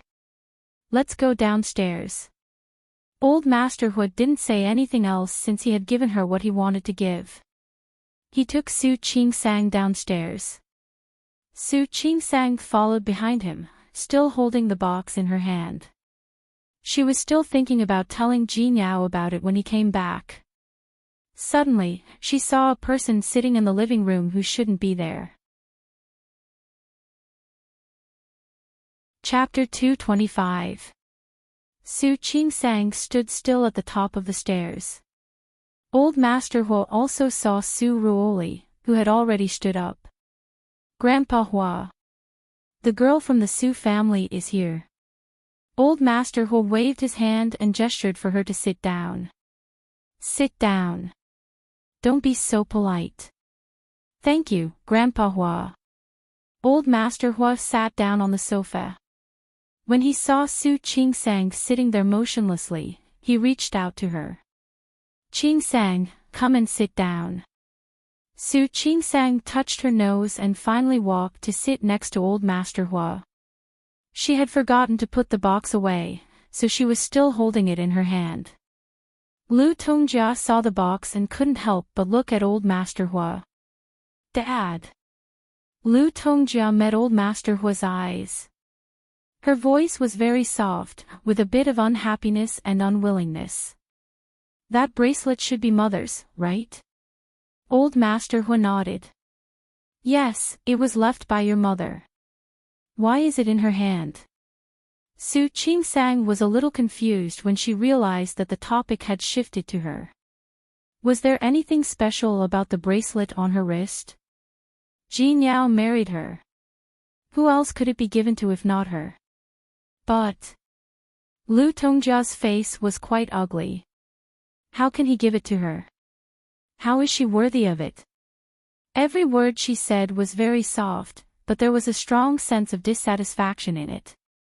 "I don't see why she is not worthy." Old Master Hu looked protective. "She is Jinyao's wife now. Why is she not worthy? This is for the eldest granddaughter-in-law. Back then, Lu Tongjia paused and looked at Old Master Hu again. Anyway, she is not worthy. Su Qingsang was a little embarrassed. The box in her hand became a little hot. She didn't know whether she should take it or not. Su Ruoli just sat there and didn't say a word. Tongjia, I know what you are thinking. You just don't think she is worthy of Jinyao. But now they are married. And I think she is worthy. Very worthy. Dad. Lu Tongjia's face was really ugly now. There are guests here. What are you talking about? Nothing. The girl from the Su family is also here, so I can show my attitude. Su Ruoli, you are very good, very good. However, your fate with the Huo family is still a little lacking. I believe you are a good boy. I also believe that you will have a bright future. So, let's forget about our previous agreement. Su Ruoli didn't expect Old Master Hua to be so direct. Her face was pale and she almost couldn't sit still. Grandpa Hua, I'm old, and I don't have many years left to live. I don't care about life and death anymore. I only wish for you juniors to be happy. It's the same for everyone. Su Qingsang couldn't help but give Old Master Hua a look of admiration. Humans. Living with a clear mind was also a skill. However, there were many people who lived their lives in obscurity. There were very few people like Old Master Hua who were as open-minded as him. Grandpa Hua. Su Ruoli finally found her voice. What are you talking about? I'm here today to visit Auntie. After all, I haven't seen Auntie Hua for a long time. Auntie Hua always takes care of me. Yes. I know you are a good boy. I haven't seen you for a long time. You can leave after dinner. Thank you, Grandpa Hua. Chapter 226. At noon, Hu Jinyao came back. It was a long way from the company. She didn't expect him to come back for dinner. Seeing the teasing look in Old Master Hua's eyes, Su Qingsang almost couldn't sit still. Su Ruoli's eyes lit up when she saw Hu Jinyao, but they soon dimmed down. Lu Tongjia was upset after being scolded by Old Master Hua, so she didn't say anything. Old Master Hua was very happy that his grandson came back to eat with him. When the dishes were served, she asked Hu Jinyao to sit next to her. As soon as Hu Jinyao sat down, they began to show off their affection again. It wasn't as exaggerated as yesterday, but from time to time, he would pick up some food and ladle some soup for Su Qingsang. Lu Tongjia had seen it the day before. Today, she only felt a headache. She didn't have any other expression on her face. It was the first time that Su Ruoli had seen Hu Jinyao like this. She was surprised and refreshed. She didn't expect Hu Jinyao to have such a side to him. In her memory, Hu Jinyao was quite casual in front of his childhood friends, but he was very serious outside. Other than in front of Old Master Hua, he had never shown this side of him, not even in front of his parents. Was this man really Hu Jinyao? Su Ruoli looked at the couple in front of her and felt suffocated. He couldn't taste the food at all. Old Master Hua talked to Hu Jinyao from time to time. He knew what the other two were thinking, but he didn't have time to care. Lu Tongjia didn't have much of an appetite.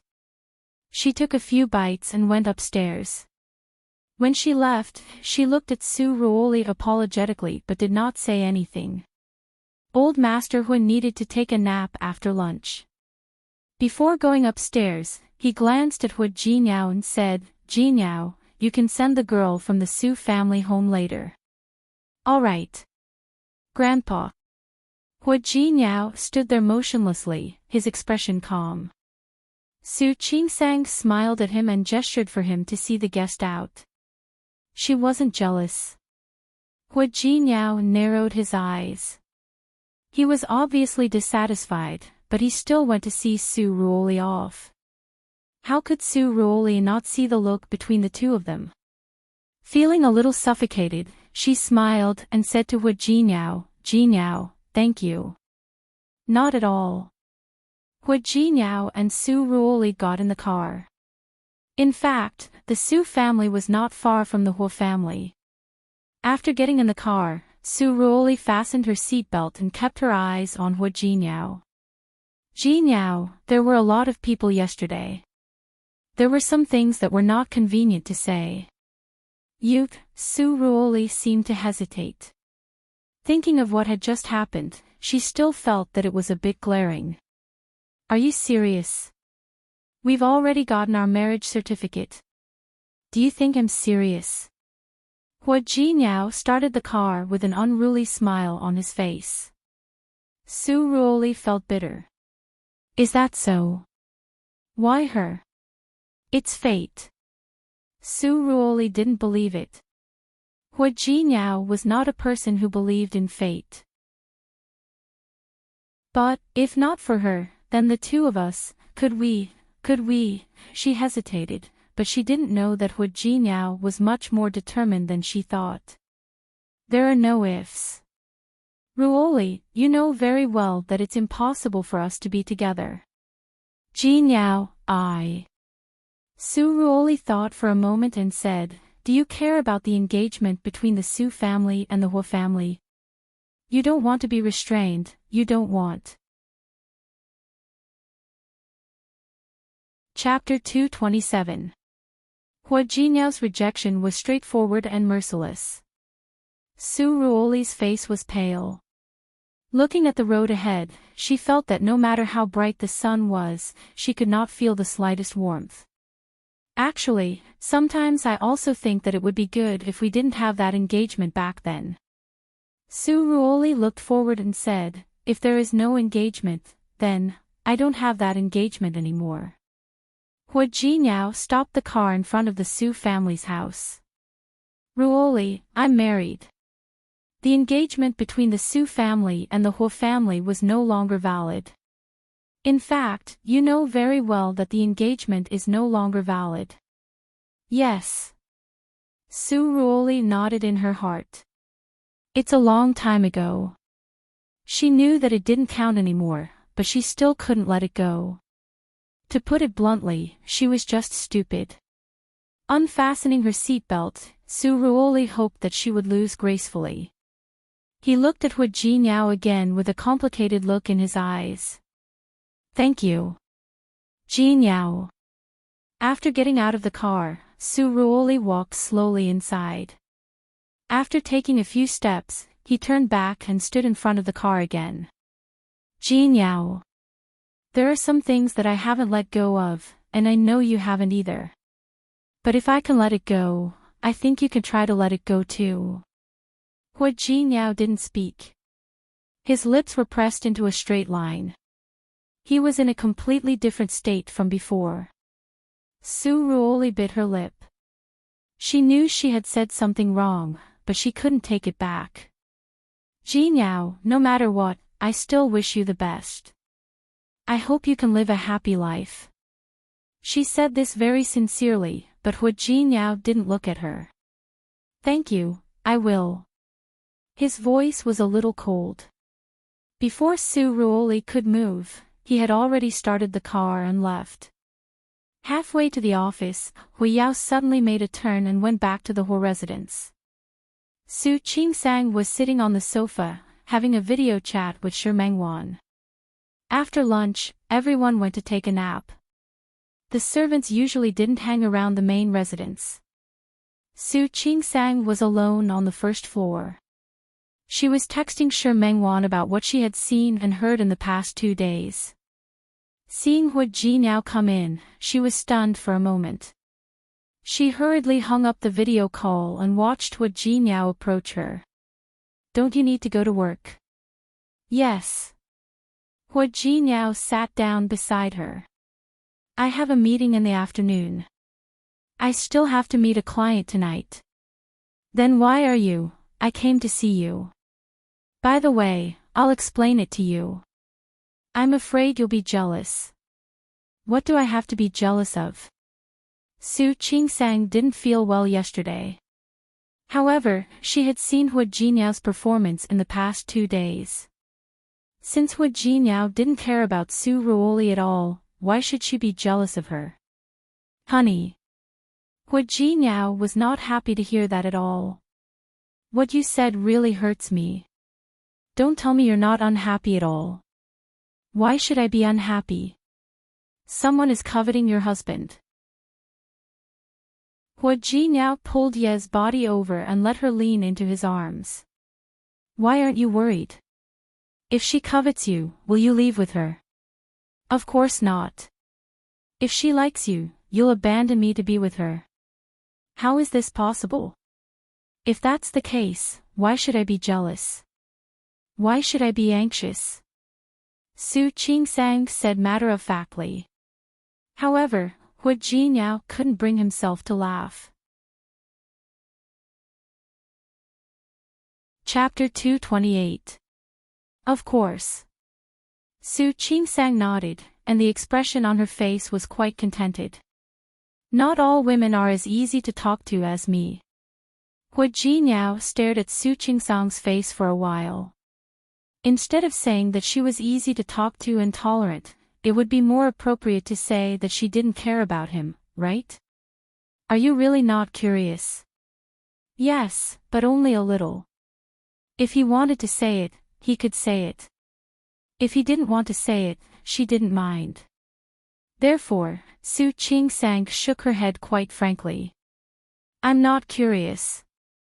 The corners of Hu Jinyao's mouth twitched. He stared at Su Qingsang's face for a while and said, should I thank my wife for her generosity now? Isn't it?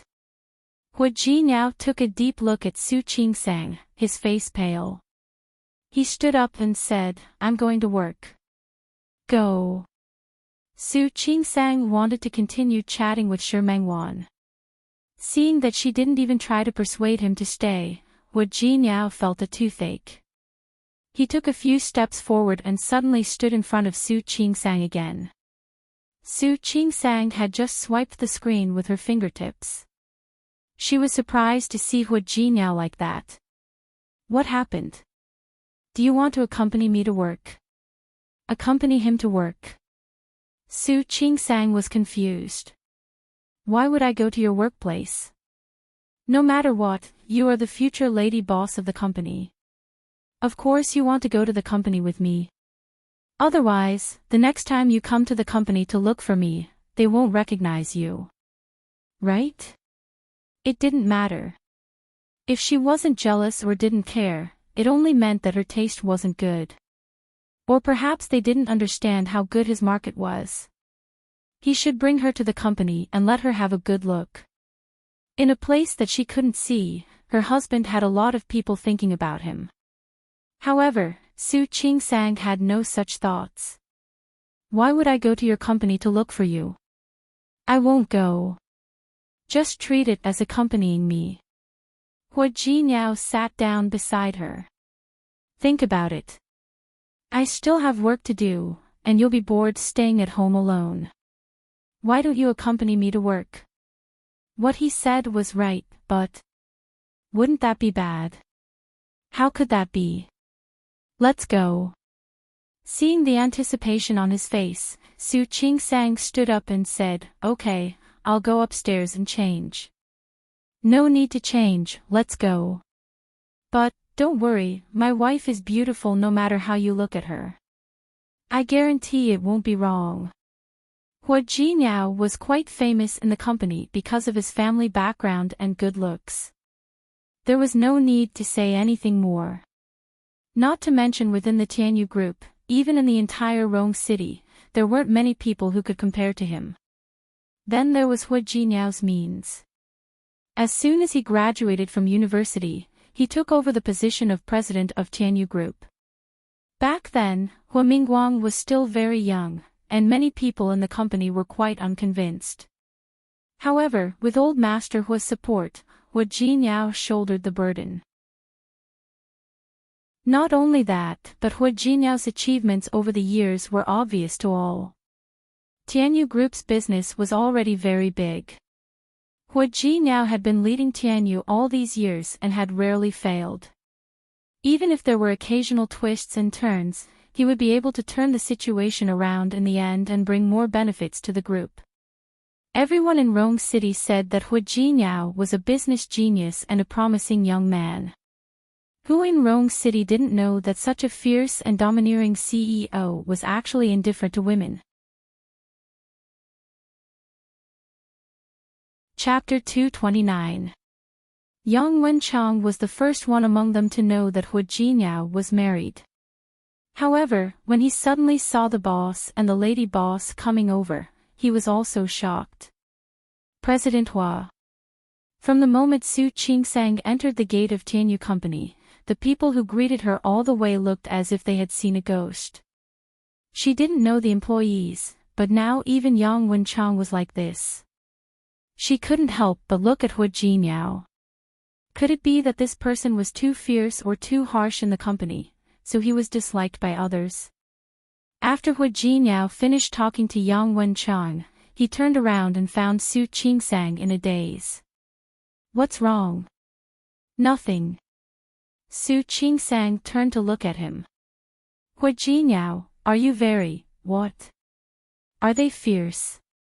Su Qingsang still asked, if they're not fierce, why do they all look like they've seen a ghost?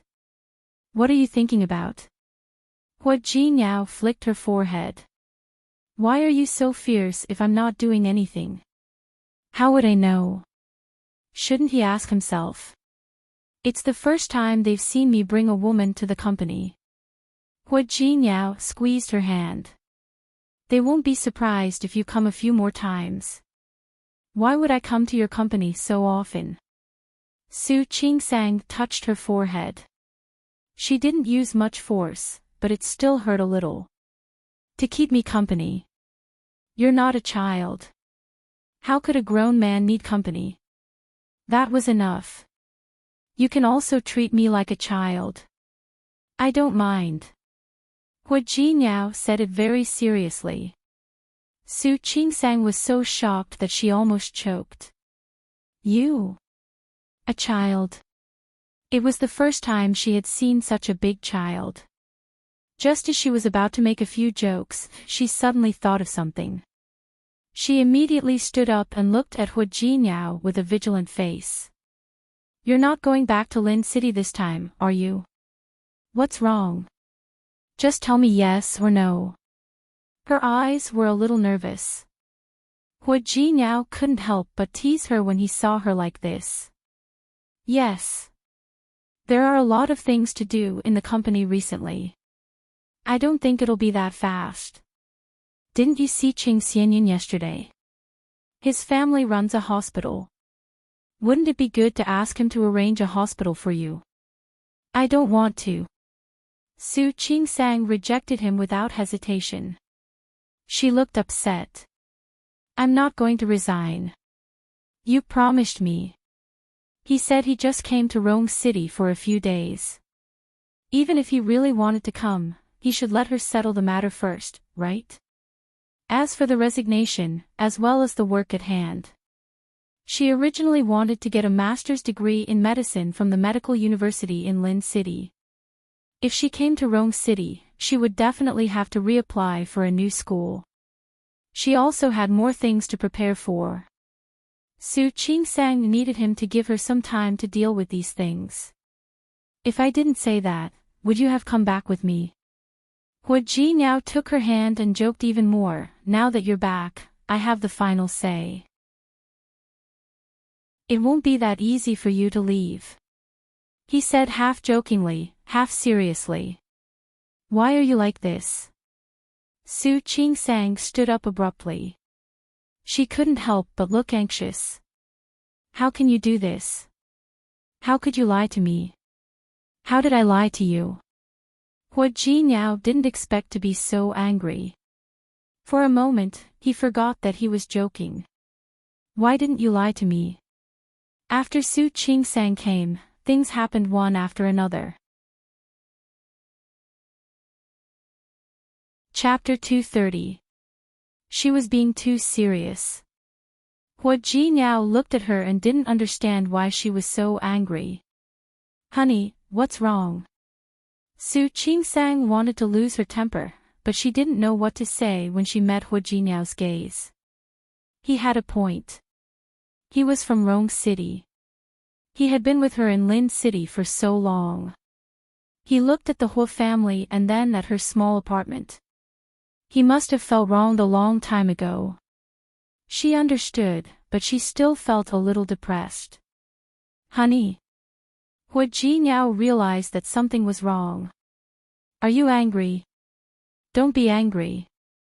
If you don't want to stay, we'll continue to go back to Lin City. You can stay wherever you want, okay? Hua Jinyao. That wasn't the point at all. She was actually a little anxious, a little. Su Qingsang looked at him with a rare look of helplessness in her eyes. I want to go back to Lin City. Then let's go back. Wait for me to deal with the things at hand, then, I want to go back by myself. Su Qingsang looked at him. Hua Jinyao, I want to go back by myself. Honey. Don't worry, I'm fine. I'm not angry. I just want to go back to Lin City. Then wait for me. I'll go back with you. No. That wasn't the point at all. Hua Jinyao, if you have things to do, you can do them. I'm a grown-up. I can take care of myself. Honey. President Hua. Someone knocked on the office door. His secretary in Rome City poked her head in and said, the people from Zhongqing Company have arrived. They're in the reception room. Okay, I'll go right away. Hua Jinyao looked at Su Qingsang and squeezed her hand again. Okay, I have something to do here. Stay here for a while and rest for a while. Wait for me to come back. Su Qingsang didn't say anything. Hua Jinyao kissed her on the cheek. Be good and wait for me to come back. He picked up 2 documents and hurried out. Su Qingsang was the only one left in the office. Soon, 2 young women came in. They seemed to be Hua Jinyao's secretaries. They brought in some drinks, snacks. The other one was holding a tablet and a laptop. Both of their attitudes were quite proper, and their expressions were also very respectful. They said that this was Hua Jinyao's order, so they put down the things and left. Su Qingsang looked at the pile of things in front of her. Not only did the annoyance in her heart not disappear, it even increased. Before coming to Rome City, she had thought that Hua Jinyao was just a good-looking man without a bright future. She had thought that he was just an ordinary employee with some ability and a bright future. He had never even mentioned his parents. She had once thought that his parents might have passed away or something. She was an illegitimate daughter, and his family was ordinary. She felt that this was very good, very equal. However, when she came to Rome City, she found out that Hua Jinyao had such a powerful family background and such an identity. It was true that old Master Hua loved her. However, Lu Tongjia, Hua Jinyao's childhood friends, and Su Ruoli, who used to be engaged to him, there were so many pairs of eyes around him, so many people, and they all seemed to be conveying the same message. She didn't deserve Hua Jinyao. Actually, she didn't need anyone to remind her of this. She knew this better than anyone else. When she saw the Hua family, she entered the Hua family. When she saw the environment that Hua Jinyao usually lived in, she was stunned. Chapter 231. She seemed to be more and more aware of the distance and gap between her and Hua Jinyao. Frankly speaking, she was not a person who easily felt inferior. In the past, she had never felt that she was unworthy of Hua Jinyao. Although she was indeed an illegitimate daughter who didn't even know who her mother was. In the past, she had never thought of marrying into a rich family. Finding a man with a similar family background and spending the rest of her life with him didn't matter whether she was worthy or not. However, she didn't expect that the man she randomly married would have such an identity. Looking at the pile of things in front of her, Su Qing-sang couldn't sit still. She stood up and went outside. No one dared to stop her, so she went straight outside. Lin City, Su Mansion. Su Peijian hung up the phone, her expression still very ugly. After thinking about it, she felt unwilling and made a few more calls. After hanging up, she sat on the sofa and sulked. Coincidentally, Li Qinchue came down from upstairs. Seeing Su Peijian like this, she didn't rush to go out but walked to her and sat down. What's wrong? Who made you angry? Who else? In the whole of Lin City, who would be so blind to make her angry? Still thinking about Yanbo? Mom. How could Su Peijian not think about him? They had been engaged for so many years, but in the end, the engagement was broken off just like that. What kind of person did Qiu Yanbo think she was? You were on the phone just now. Yes. Speaking of this, Su Peijian was even angrier. Mom, do you know? I heard later that Qiu Yanbo has another person he likes. Really? Li Qianxue sat up straight. How did you know? It's because of Su Qing-sang. She said it. Hearing Su Qing-sang's name, Li Qianxue began to feel uncomfortable. Why is it related to her again? What's going on? Su Peijian told the story and then talked about what she had done in the past few days. Su Qing-sang wouldn't say something like that for no reason. She must know something. But I asked someone to investigate. Yanbo has been living a very disciplined life recently. I haven't seen him particularly close to any woman. Are you sure? Yes. The person Su Peijian hired was famous in the industry. Mom, do you think Su Qing-sang didn't know and said that on purpose? It's possible. Li Qianxue was actually thinking of something else. If you have investigated and found that Qiu Yanbo doesn't have a woman, or that he is closer to another woman, then is it possible that that woman is Su Qing-sang? Su Peijian's eyes widened. Mom, what did you say? I say, is it possible that the woman is Su Qing-sang herself? Li Qianxue was an experienced person, so there was nothing she didn't understand. Otherwise, how could Su Qing-sang know about something that no one else knows, or even can't find out? Now that he thought about it, it seemed to be the case. Su Peijian's expression was extremely ugly. How is that possible? Who was Su Qing-sang? She was just an illegitimate daughter. Not to mention that she was already married. How could Yanbo like her? Impossible. Don't worry. Maybe it's just my guess. Li Qianxue patted her daughter's hand and said, don't be too anxious. I think the fox will show its tail sooner or later. Don't you agree? Chapter 232. You're always so impatient. Although Li Qianxue said that, there was not a trace of anger on her face. He looked at his daughter's hands. Each of them was smooth, tender, and well-maintained. This was the daughter she had raised in a pampered manner. She couldn't bear to see her suffer any grievances. Yes or no, there's no conclusion yet. There's no point in being so anxious. When the truth comes out and it's proven that it's her, we'll think of a way. Think of what? Silly daughter. Li Qianxue patted Su Peijian on the shoulder and said, sometimes, you don't have to do it yourself to deal with someone. It's not worth dirtying your hands. Mom. Su Peijian immediately understood what Li Qianxue meant. She nodded heavily and said, thank you, Mom. I understand. The mother and daughter looked at each other and smiled. Li Qianxue seemed to be comforting her daughter, but in her heart, she began to have doubts. Her daughter was too young after all. Perhaps she should use the power of the Li family to find out if Su Qingsang had anything to do with Qiu Yanbo breaking off the engagement. Su Qingsang, who was far away in Rome City, naturally didn't know that she had been suspected and targeted.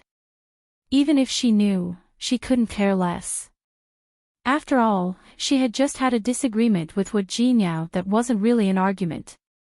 Outside the office, it was very spacious. The assistant's office and secretary's office were very busy. Further ahead was the vice president's office, which was currently closed. Su Qingsang wasn't interested, and she didn't want to go in and take a look. Going straight ahead, there wasn't a pantry in front, but a washroom.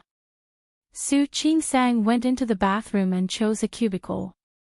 Just as he was about to come out, he heard footsteps. Fortunately, he paused in his action of opening the door. The footsteps drew nearer and nearer, and soon they were in. It sounded like the footsteps of 2 or 3 people. "Emily, did you see the woman in the CEO's office today?"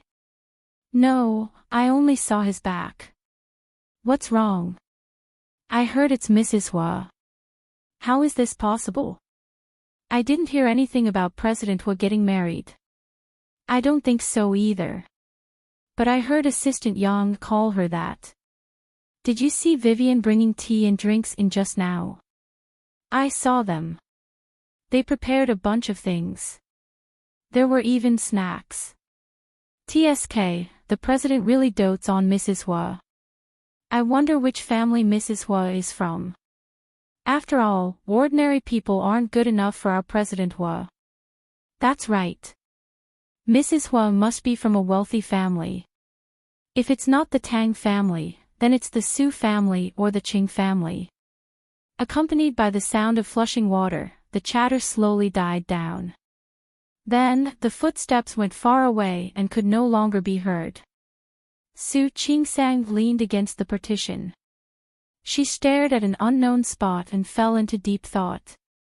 See, everyone thought that Hu Jinyao wasn't good enough for ordinary people.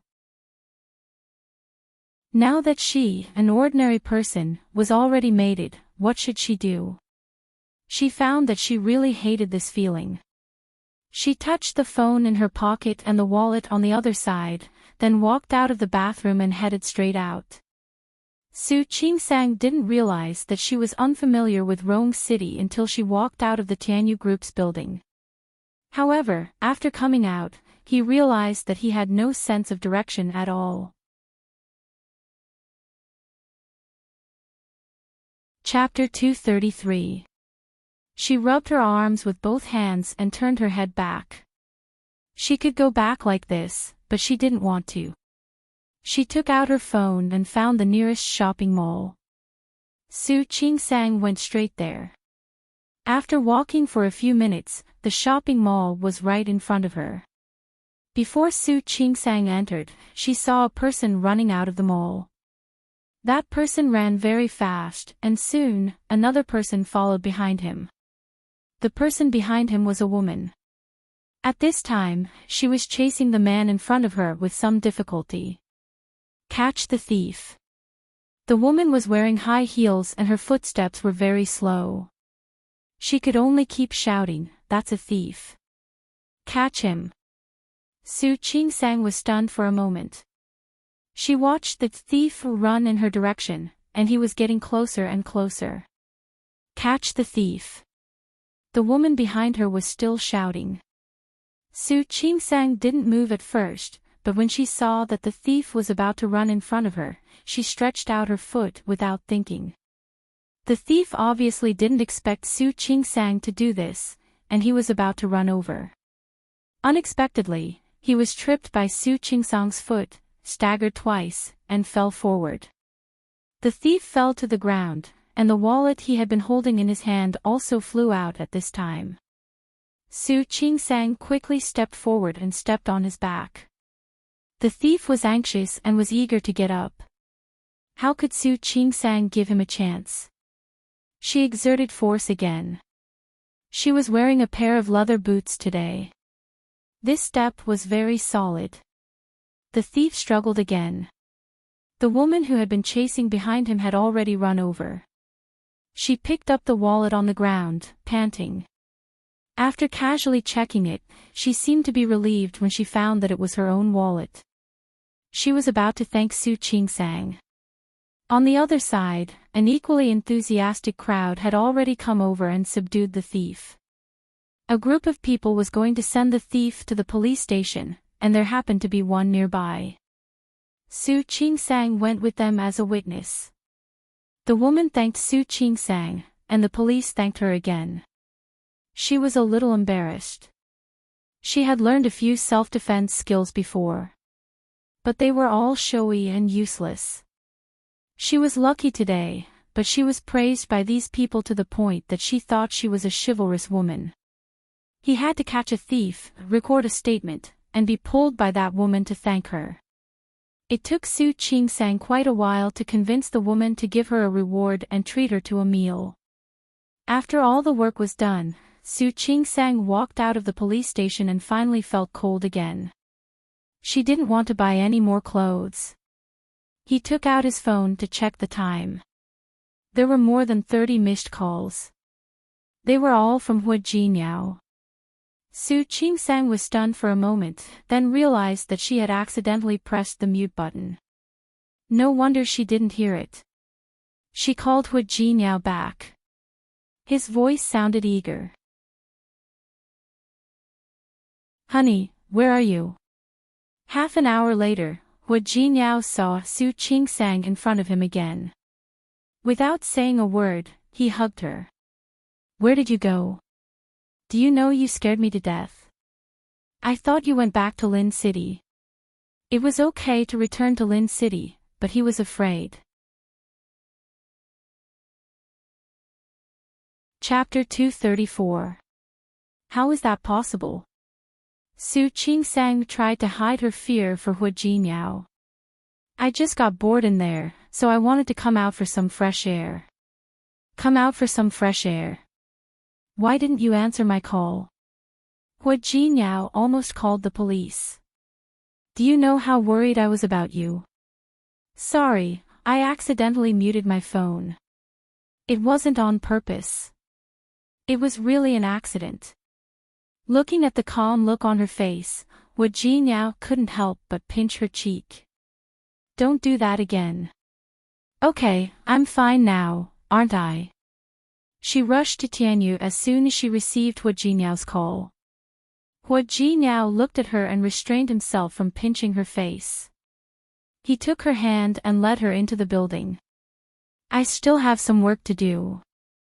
Wait for me, and I'll go to dinner with you, okay?"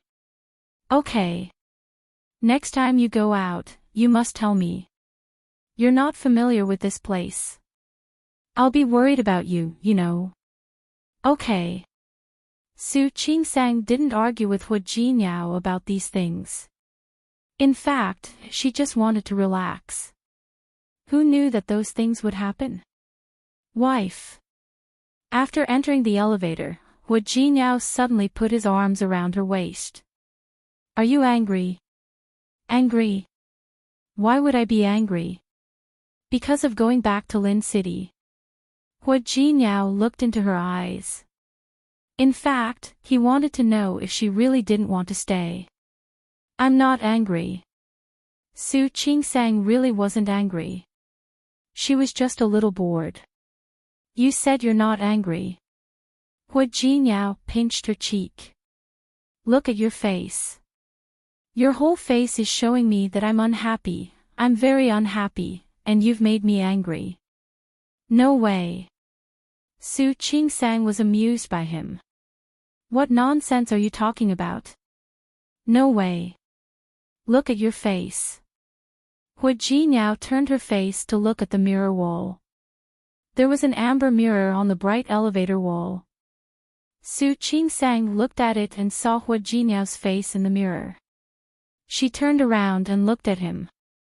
"Hu Jinyao, you..." When the elevator arrived, Hu Jinyao's secretary was standing at the door with a document in her hand. He signaled for her to go back to his office first. He signed the documents and made some arrangements before entering his office. Su Qing-sang was reading the news on her tablet. Hua Jinyao didn't want to disturb her. After dealing with business, he had time to be alone. Time passed slowly. Hua Jinyao moved quickly. Shortly after nightfall, he disposed of the remaining papers. After that, he found that Su Qingsang's body was curled up on the sofa as if she was about to fall asleep.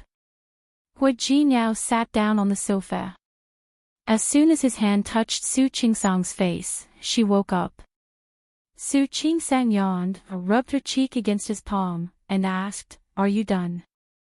"Done." Hua Jinyao supported her and gestured for her to sit up. "Are you very sleepy?" "Nope.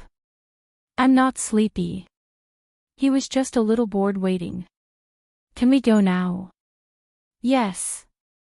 Hua Jinyao nodded and stood up to help Su Qingsang. However, she had been in the same position for too long. As soon as she stood up, her feet went numb and she sat back down. Her expression was a little strange. Hua Jinyao immediately guessed it. He put her coat on the sofa in her arms and picked her up. Chapter 235. Put me down. Su Qingsang was embarrassed. This was his company. What did he want to do? Can you walk? Are your feet numb? Yes. But, no buts. Hua Jinyao picked her up and walked to the door. When he passed by the door, he gestured for Su Qingsang to take his suit jacket. Su Qingsang couldn't push him away now. She was originally holding her own clothes, but now she was holding Hua Jinyao's clothes. The two of them left the office. Most people on this floor had already gotten off work. Hua Jinyao carried her to the elevator. Su Qingsang was a little embarrassed, but seeing that no one was around, she relaxed a lot. However, when she looked at the scene of herself in Hua Jinyao's arms in the mirror wall, her face was still a little red. Put me down. There were cameras in the elevator. Wasn't he afraid that his image in the company would be ruined?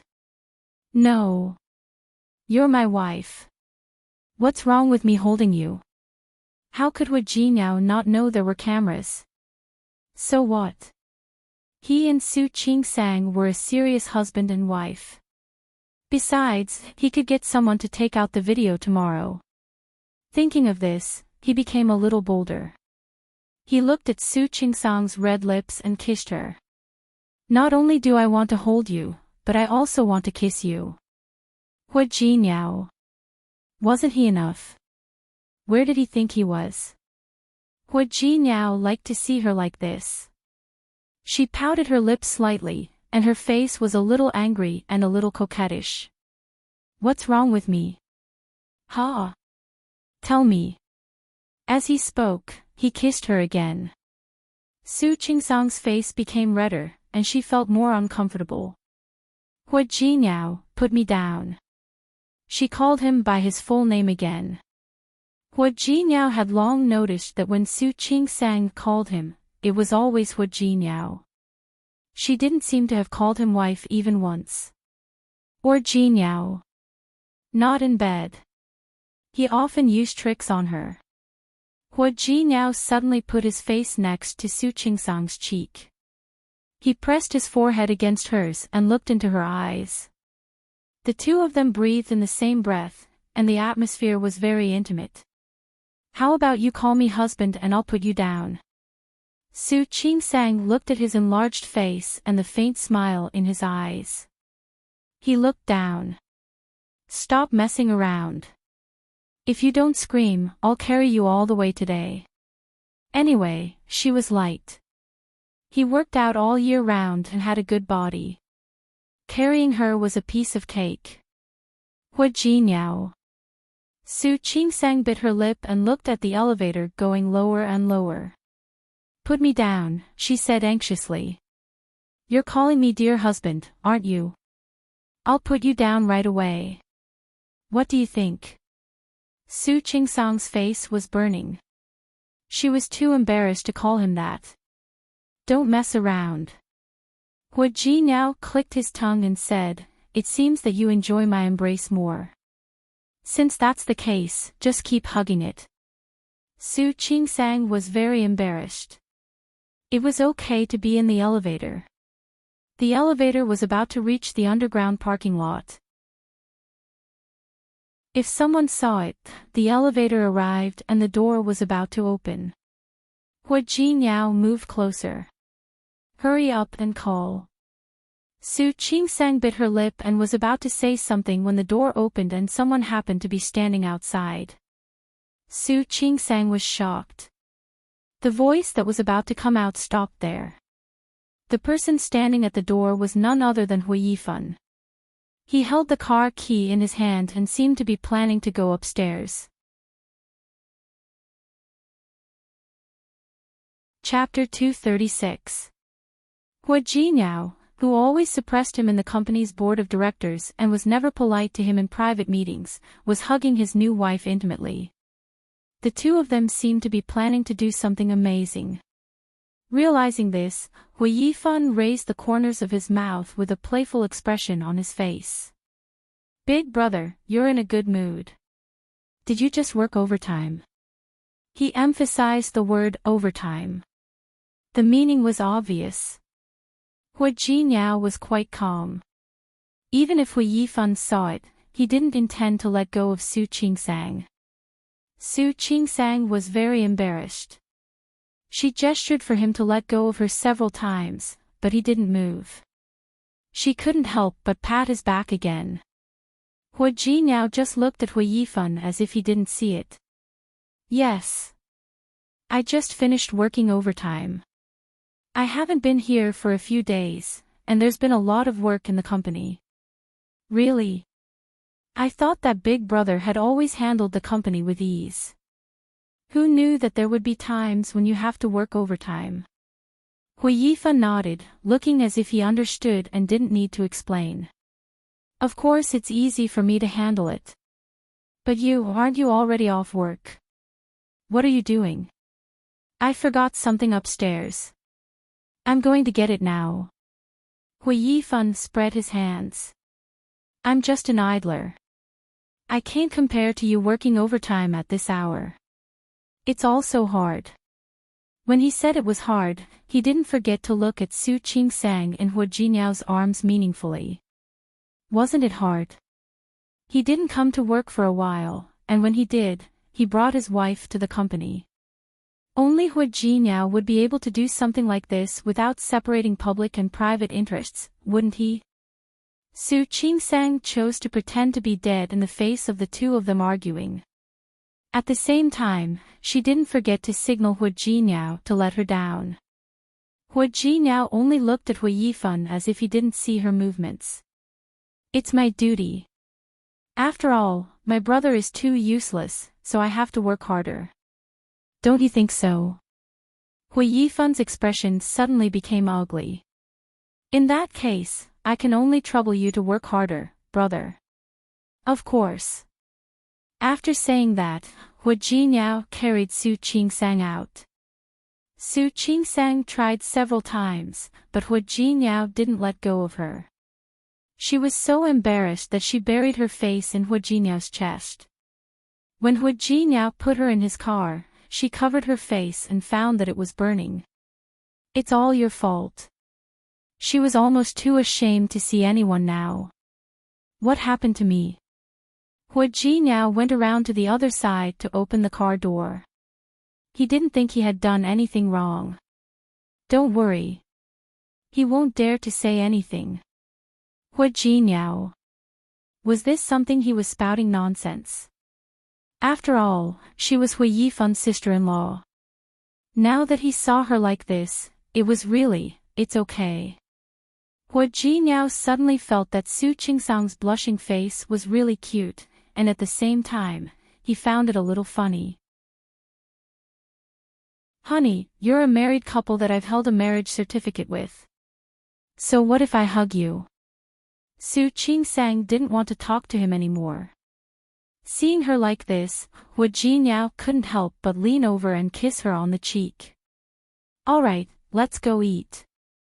Su Qingsang touched her forehead helplessly.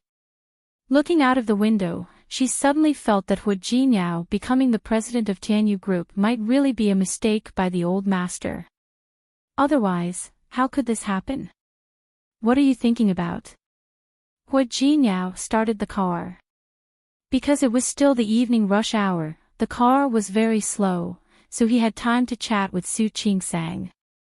Su Qingsang shook her head, got rid of those speculations, and changed the subject.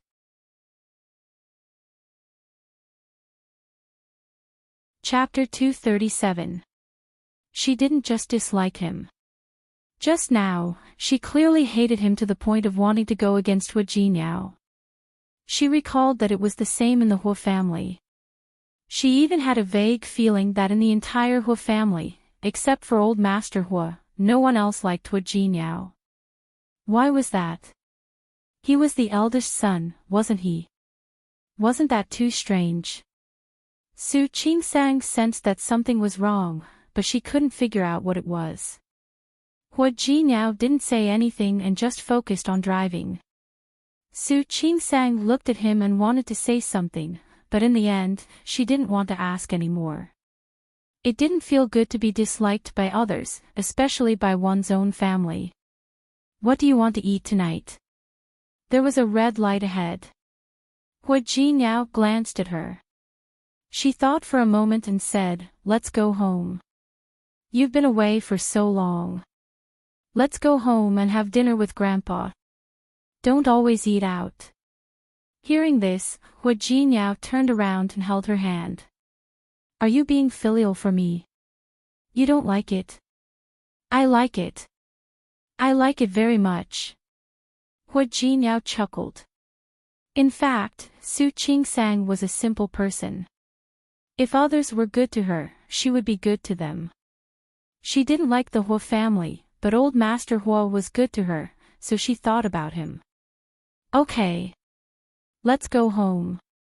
In fact, if it weren't for Lu Tongjia, he would have wanted to go home. He was just afraid that she wouldn't want to see them and feel uncomfortable. Hu Mingliang and Hu Mingmei usually didn't eat at the Hu family mansion. When they got home, only old Master Hu, Hu Mingguang, Lu Tongjia, Su Qingsang, and Hu Jinyao had dinner together. Old Master Hu was very happy to see his grandson back for dinner. He thought that his grandson wouldn't come back.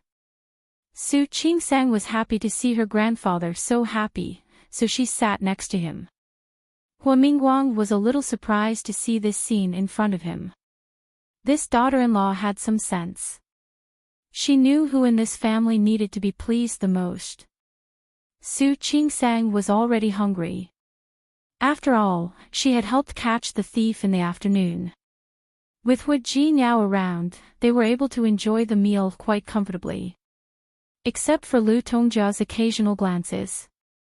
However, Su Qingsang had already calmed down a lot. After all, for people who didn't like you, no matter how much you did, they didn't like you. After dinner, the group went to the living room. Old Master Hu asked someone to bring out a chessboard and played chess with Hu Jinyao. Su Qingsang sat next to Hu Jinyao and watched them play chess. She didn't know much about chess, but she barely knew the rules. She knew that Hu Jinyao was good at chess. She knew that he could beat old Master Li in chess. What she didn't expect was that Hu Jinyao could even defeat old Master Hu. Lu Tongjia felt suffocated as she watched the loving and harmonious scene between the grandfather and grandson.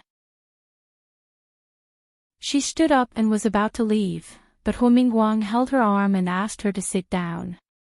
Lu Tongjia glared at her husband. It was his business if he wanted to stay and watch. She didn't want to. She wanted to stand up again, but Hu Mingguang pressed her down again. At the same time, he picked up the remote control and turned on the TV. Su Qingsang was watching chess attentively. She suddenly heard the sound of the TV and glanced at the screen. After seeing it, she exclaimed in surprise. Chapter 238. Today, a Good Samaritan incident happened in our city. Because I was there, I have the first piece of information. Su Qing-sang looked at the introduction below and realized that the woman was actually a host of the local TV station in Rome City. She didn't add fuel to the fire. Instead, she vividly described how Su Qing-sang had saved the man's life. After saying that, her expression changed. Unfortunately, this warm-hearted young lady refused to accept my gratitude. She left after doing a good deed. I really want to see this beautiful and brave lady now. I really want to thank her. Su Qing-sang almost wanted to laugh. No wonder this woman was so talkative at the police station. So she was a host. But the mood changed again.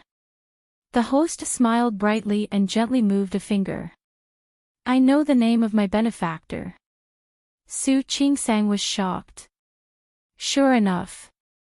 Please see my beautiful and brave Miss Su Qing-sang from the distant Lin City, or if there is a kind-hearted person who knows Miss Su Qing-sang's whereabouts, please give me Miss Su's contact information or address. I want to visit her to thank her. Su Qing-sang wasn't the only one staring at the screen. Everyone else was staring at the screen. After reading this part of the news, everyone turned to look at Su Qing-sang. From Lin City, named Su Qing-sang. Hua Jinyao narrowed his eyes and stopped playing chess.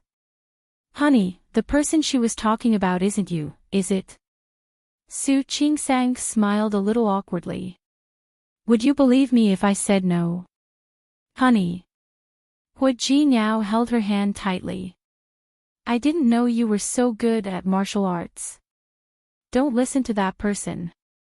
I don't have any martial arts skills. Su Qing-sang held her forehead. I was just lucky today. You call that luck when you defeated the enemy in one move. Hua Jinyao didn't believe it at all. I said that woman was talking nonsense. How could she be so good? Su Qing-sang looked at these people and explained what happened during the day in a low voice. What she said was completely different from what the host said. However, it didn't stop the Hua family from listening carefully. Especially old Master Hua. He had wanted to be a soldier before. But because he had to take care of his family's business, he wanted to support them in another way. Therefore, the person who joined the army that year was his brother, Hua Yangyuan. Later, because Hua Yangyuan was injured on the battlefield, he was transferred to a civilian position. Hearing Su Qing-sang's courage and boldness, he was very happy. Good. Okay. He's a good boy. Grandpa. Su Qing-sang blushed. It's really not a big deal. It's just a very small matter. It's already amazing enough that I helped when I saw injustice. Furthermore, he was able to remain calm and composed. All right. It's really rare. Old Master Hua looked at Hua Jinyao as he spoke. Jinyao, you've married a good wife. Of course. Hua Jinyao put his arm around Su Qing-sang's shoulders. When old Master Hua praised her, he also praised himself. I've always had good taste. Yes. Good. Old Master Hua was happy. Qing-sang, don't be in a hurry to leave. Stay for a few more days. I'm glad you're here. I will.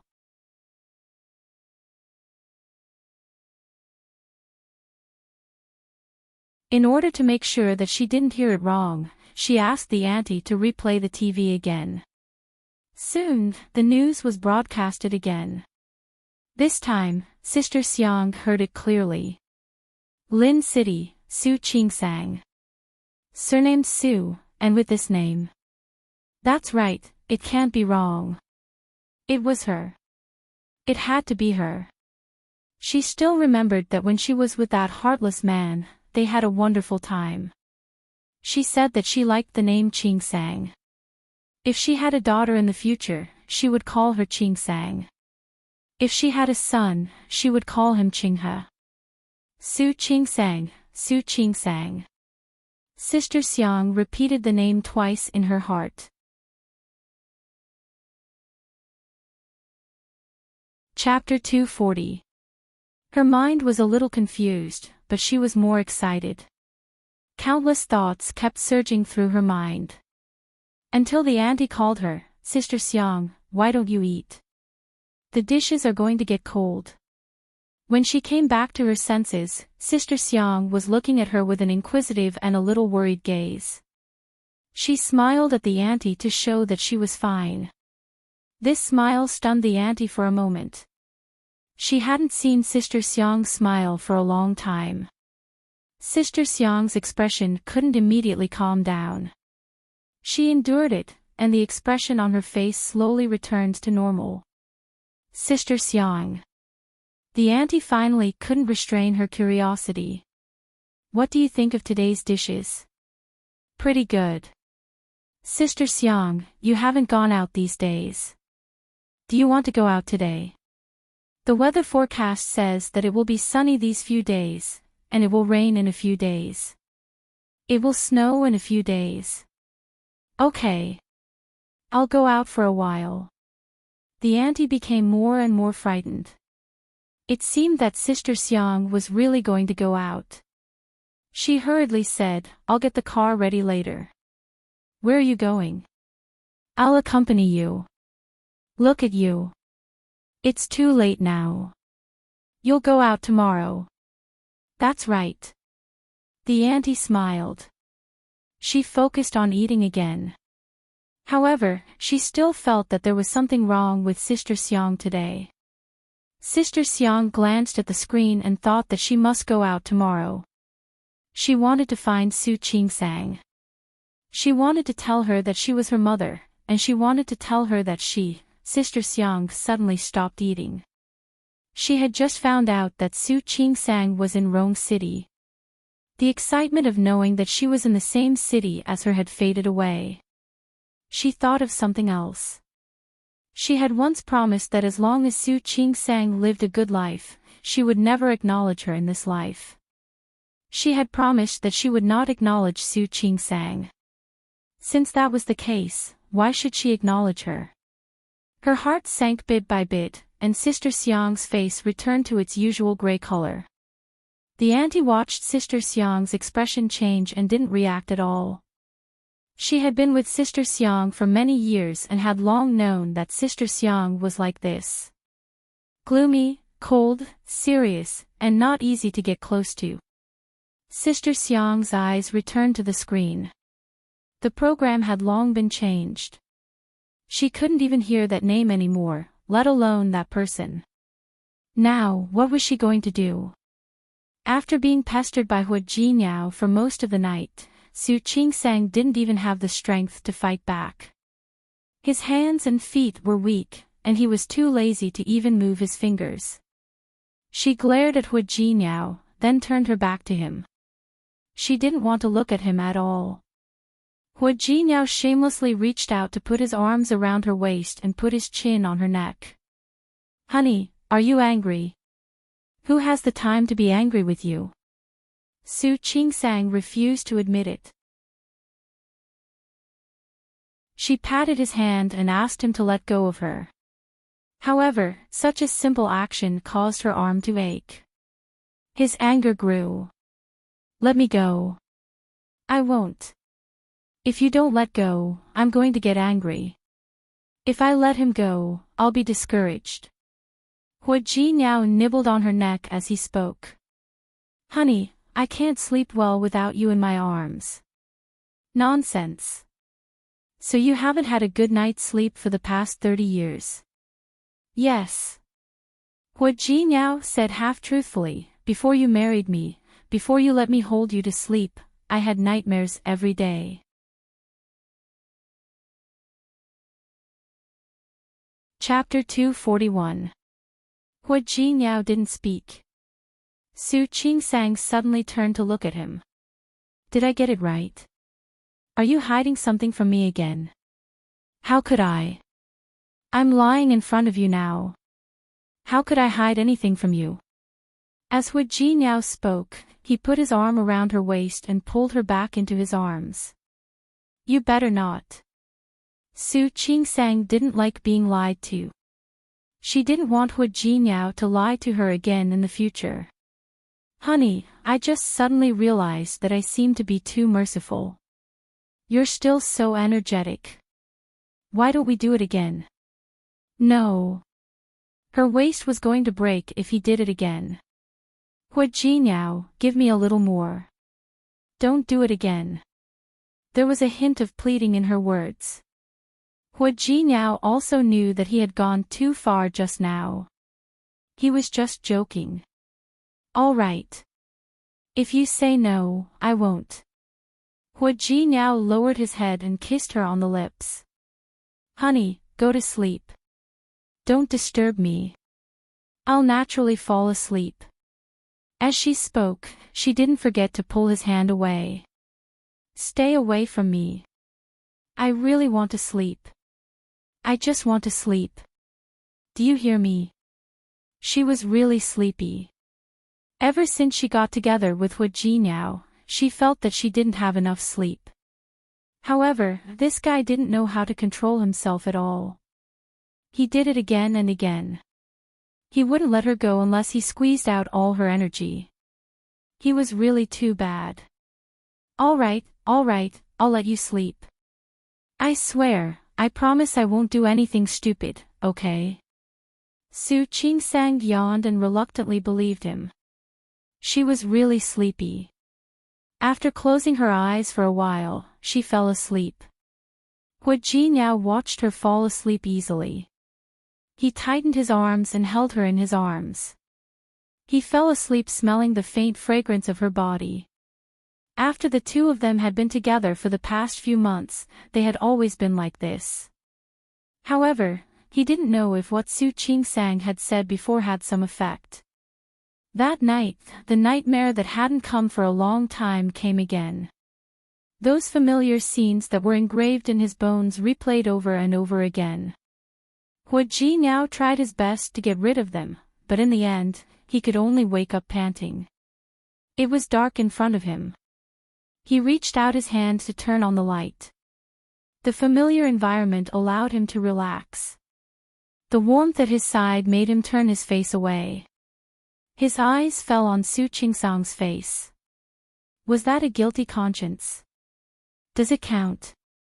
Shaking his head to stop thinking about that, he put his arms around Su Qingsang's waist again and let her snuggle against him. Su Qingsang didn't wake up. She found a relatively comfortable position in his arms and fell asleep again.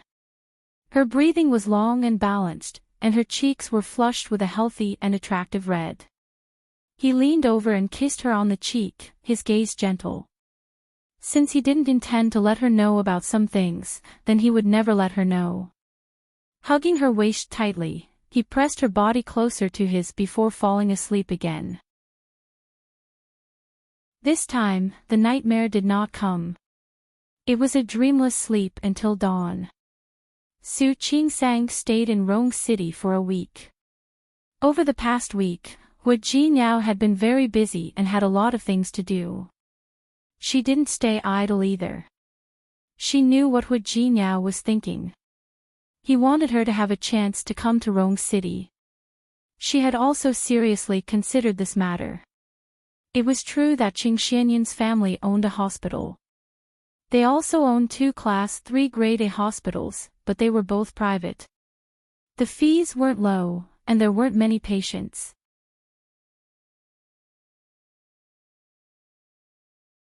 Chapter 242. A doctor's skills had to be demonstrated in practice. It wouldn't be a good thing for her if she kept thinking about relaxing. After a few days of observation, she felt that Rong City First City Hospital was the best. Firstly, it was very close to Hua Jinyao's company. Secondly, the obstetrics and gynecology department was also very famous in the area. If she really had to come, Su Qingsang was more inclined to go to Rome City First City Hospital. She finished her observation, but she wasn't in a hurry to tell Hua Jinyao the result. Hua Jinyao spent a week dealing with some important business matters. He also told Old Master Hua that he would leave the next day.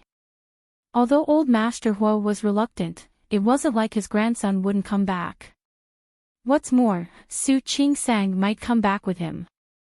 He repeatedly advised Su Qingsang to come to Rome City if possible. After all, Hua Jinyao would only be busier in the future. He flew around all year round. If she was in Rome City, he could take care of her more. Su Qingsang really liked Old Master Hua. She was also slowly considering his proposal. However, she didn't say anything. She hoped that she could really come to Rome City and give Old Master Hua a surprise. It had rained a few days ago, and Rome City was a little colder. Su Qingsang and Hua Jinyao were on the plane the next day. After thinking about it, she still went out in the afternoon. She wasn't close to the Su family, but she had a good relationship with the people in the department. And Shi Mengwan. She wanted to pick out some gifts for them. Hua Jinyao took the initiative to go out with her. He knew better than her what kinds of specialties there were in Rome City. Su Qingsang looked at her phone contacts and asked Hua Jinyao for his opinion. What else do you think I can buy besides some food? Hua Jinyao mentioned a few things, all of which were specialties of Rome City. Seeing Su Qingsang take a small notebook, he wanted to laugh. I told you, Wan Xianying's family has several factories. He specializes in these things. I asked him to send some over, but you said no. I don't want it. Su Qingsang glanced at him. I'm buying things for people, so of course I have to pay. If you ask him to send it over, will he ask you for money? He wouldn't dare.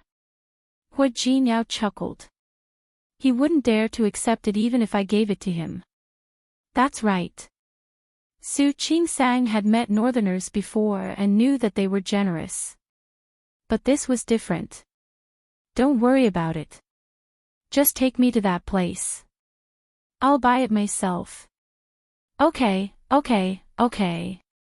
I'll listen to you. He leaned over and squeezed her hand. Honey, I've listened to you during the day. Shouldn't you listen to me at night? Su Qingsang smiled and said, I've listened to you during the day. Stop messing around. Su Qingsang blushed. This guy couldn't think of anything else other than this every day. Can you focus on driving? Okay, I'll drive. Hua Jinyao withdrew his hand. There was a turn right in front of him. He was about to turn the car over when a figure suddenly flashed out of the corner. Hua Jinyao couldn't dodge in time, so he quickly braked. Fortunately, the speed of the car wasn't too fast. Otherwise, it would have hit someone. When the car stopped, Su Qingsang was startled. After Hua Jinyao got out of the car, she got out as well. There was a middle-aged woman sitting in front of the car. She looked to be in her 50s, and her hair was half white. She was sitting on the ground in pain. Auntie, are you all right? Hua Jinyao immediately went forward to help the man up. Su Qingsang quickly followed. She was a doctor and knew how to deal with external injuries.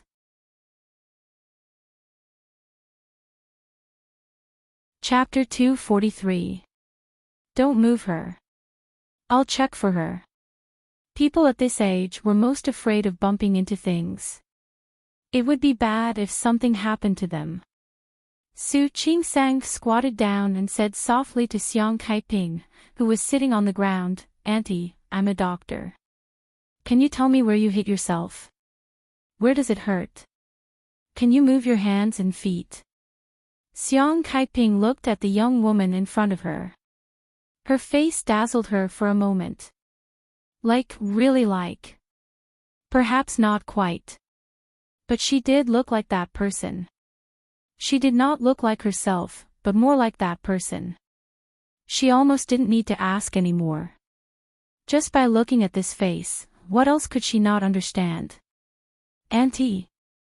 Hu Jinyao squatted down as well. At the same time, he took out his phone to call an ambulance. Su Qingsang reached out and waved her hand in front of Xiang Kaiping. Auntie, can you hear me? Auntie, you. Xiang Kaiping said, you, twice, but she couldn't bring herself to say it. Where does it hurt? Tell me. Su Qingsang was afraid that she would hit herself too hard. As for why he didn't say that he hit hard. She was sitting in the front seat, so she knew that Hu Jinyao's car didn't hit the woman. She was just startled by the sudden appearance of the car and fell.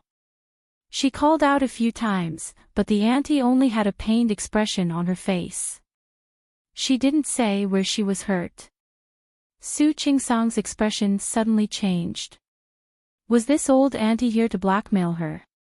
She couldn't help but look at Hu Jinyao. Hu Jinyao had already finished the call. Soon, the ambulance arrived. When he saw the worried look on Su Qingsang's face, he was confused. Qingsang, what's wrong? Qingsang. Yes, it's her. Xiang Caiping's eyes, which were already a little misty, widened again. It really was her. You. Xiang Kaiping was so agitated that she blushed. His voice also became a little sluggish. All these years, other than the auntie who took care of her daily life, she basically didn't speak much. He couldn't find the words to organize his words. Seeing this, the suspicion on Su Qingsang's face was replaced by worry. Auntie, are you all right? Auntie. How could she call her aunt? I am. Xiang Kaiping was about to reveal her identity when she felt a pain in her waist. Auntie, don't move. You might have accidentally twisted your waist.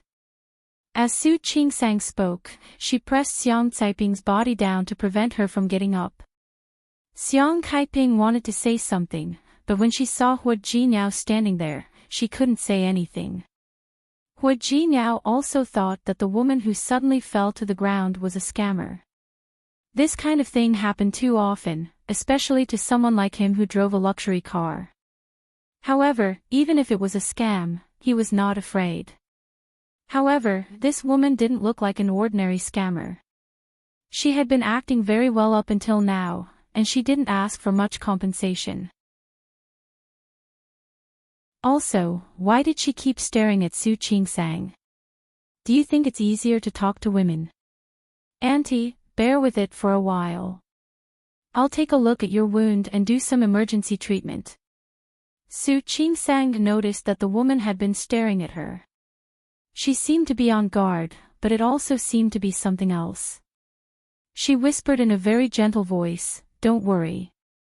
I'm a doctor." Doctor. Her daughter was actually a doctor.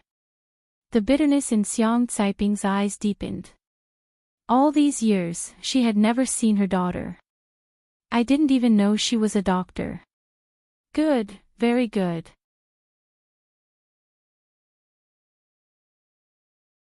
Chapter 244. Don't move in a hurry. Be careful of a second injury to your lumbar spine. Su Qingsang held her body down and didn't let her move. Xiang Kaiping didn't move. She just looked at Su Qingsang as if she couldn't get enough of her. Su Qingsang examined her and didn't find any fractures or other serious injuries. It was probably just a sprain. She still suspected that this woman was trying to blackmail her, but she couldn't be sure now that the other party didn't have any further impulse. The ambulance arrived soon. Su Qingsang helped the doctor put Xiang Kaiping into the car and told the doctor about her preliminary diagnosis. The doctor nodded to show that he understood. Su Qingsang and Hu Jinyao were going to leave, but after thinking about it, they went to the hospital. After entering the hospital, Hu Jinyao was afraid that this woman was trying to blackmail her, so he asked someone to check her body from head to toe. Xiang Kaiping was fine. Her palms were a little bruised and her waist was sprained. There were no other serious injuries. Hu Jinyao didn't see her as a blackmailer because the other party didn't say anything about compensation. "Auntie, there's nothing serious. We've already paid for the hospitalization fees. You just need to stay here for a few more days." Hearing Su Qingsang's words, Xiang Kaiping became anxious. You're not going to stay here to take care of me." Sure enough, this was really a blackmailer. Su Qingsang and Hu Jinyao looked at each other, and the same emotion flashed in their eyes. "Auntie, your injury is not serious. Your injury isn't very serious.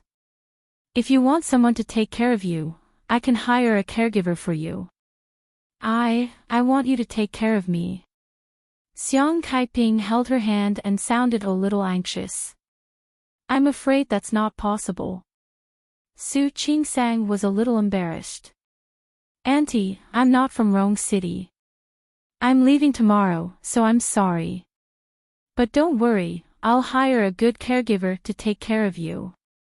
You're leaving?" Xiang Kaiping was stunned. She had seen the news and naturally knew that Su Qingsang was from Lin City. She actually knew without looking. However, she didn't say anything, and she was leaving. "Yes, Auntie." Su Qingsang's attitude was quite good. After all, she was also a doctor. "I said, don't worry. I'll have someone take care of you until you recover." But Xiang Kaiping didn't know what else she could say. She couldn't say a word, but she felt that she had a lot to say. Hu Jinyao frowned. He had seen too many people like this. They pretended to be pitiful to gain sympathy, but in the end, they wanted to extort money. "Qingsang." Hu Jinyao pulled Su Qingsang to his side, blocking most of her body. She looked at Xiang Kaiping, who was lying on the bed with a face full of secrets. "Hello, Auntie. I was the one who drove just now. If you're looking for her, you've got the wrong person." Xiang Caiping's lips moved. Hu Jinyao continued, "She's my wife. If you have any requests, just tell me. As for taking care of you, I'm sorry. My wife is inconvenienced. I can hire someone to take care of you." It was the first time that Xiang Kaiping had laid her eyes on Hu Jinyao. She looked at him, then at Su Qingsang. Who would have thought that she was actually married? Yes, she was 25 years old this year, so it was normal for her to get married. You're tuning into the LoveLore Library YouTube channel. We're so grateful for your support, and don't forget to subscribe to join us on this incredible journey through captivating stories.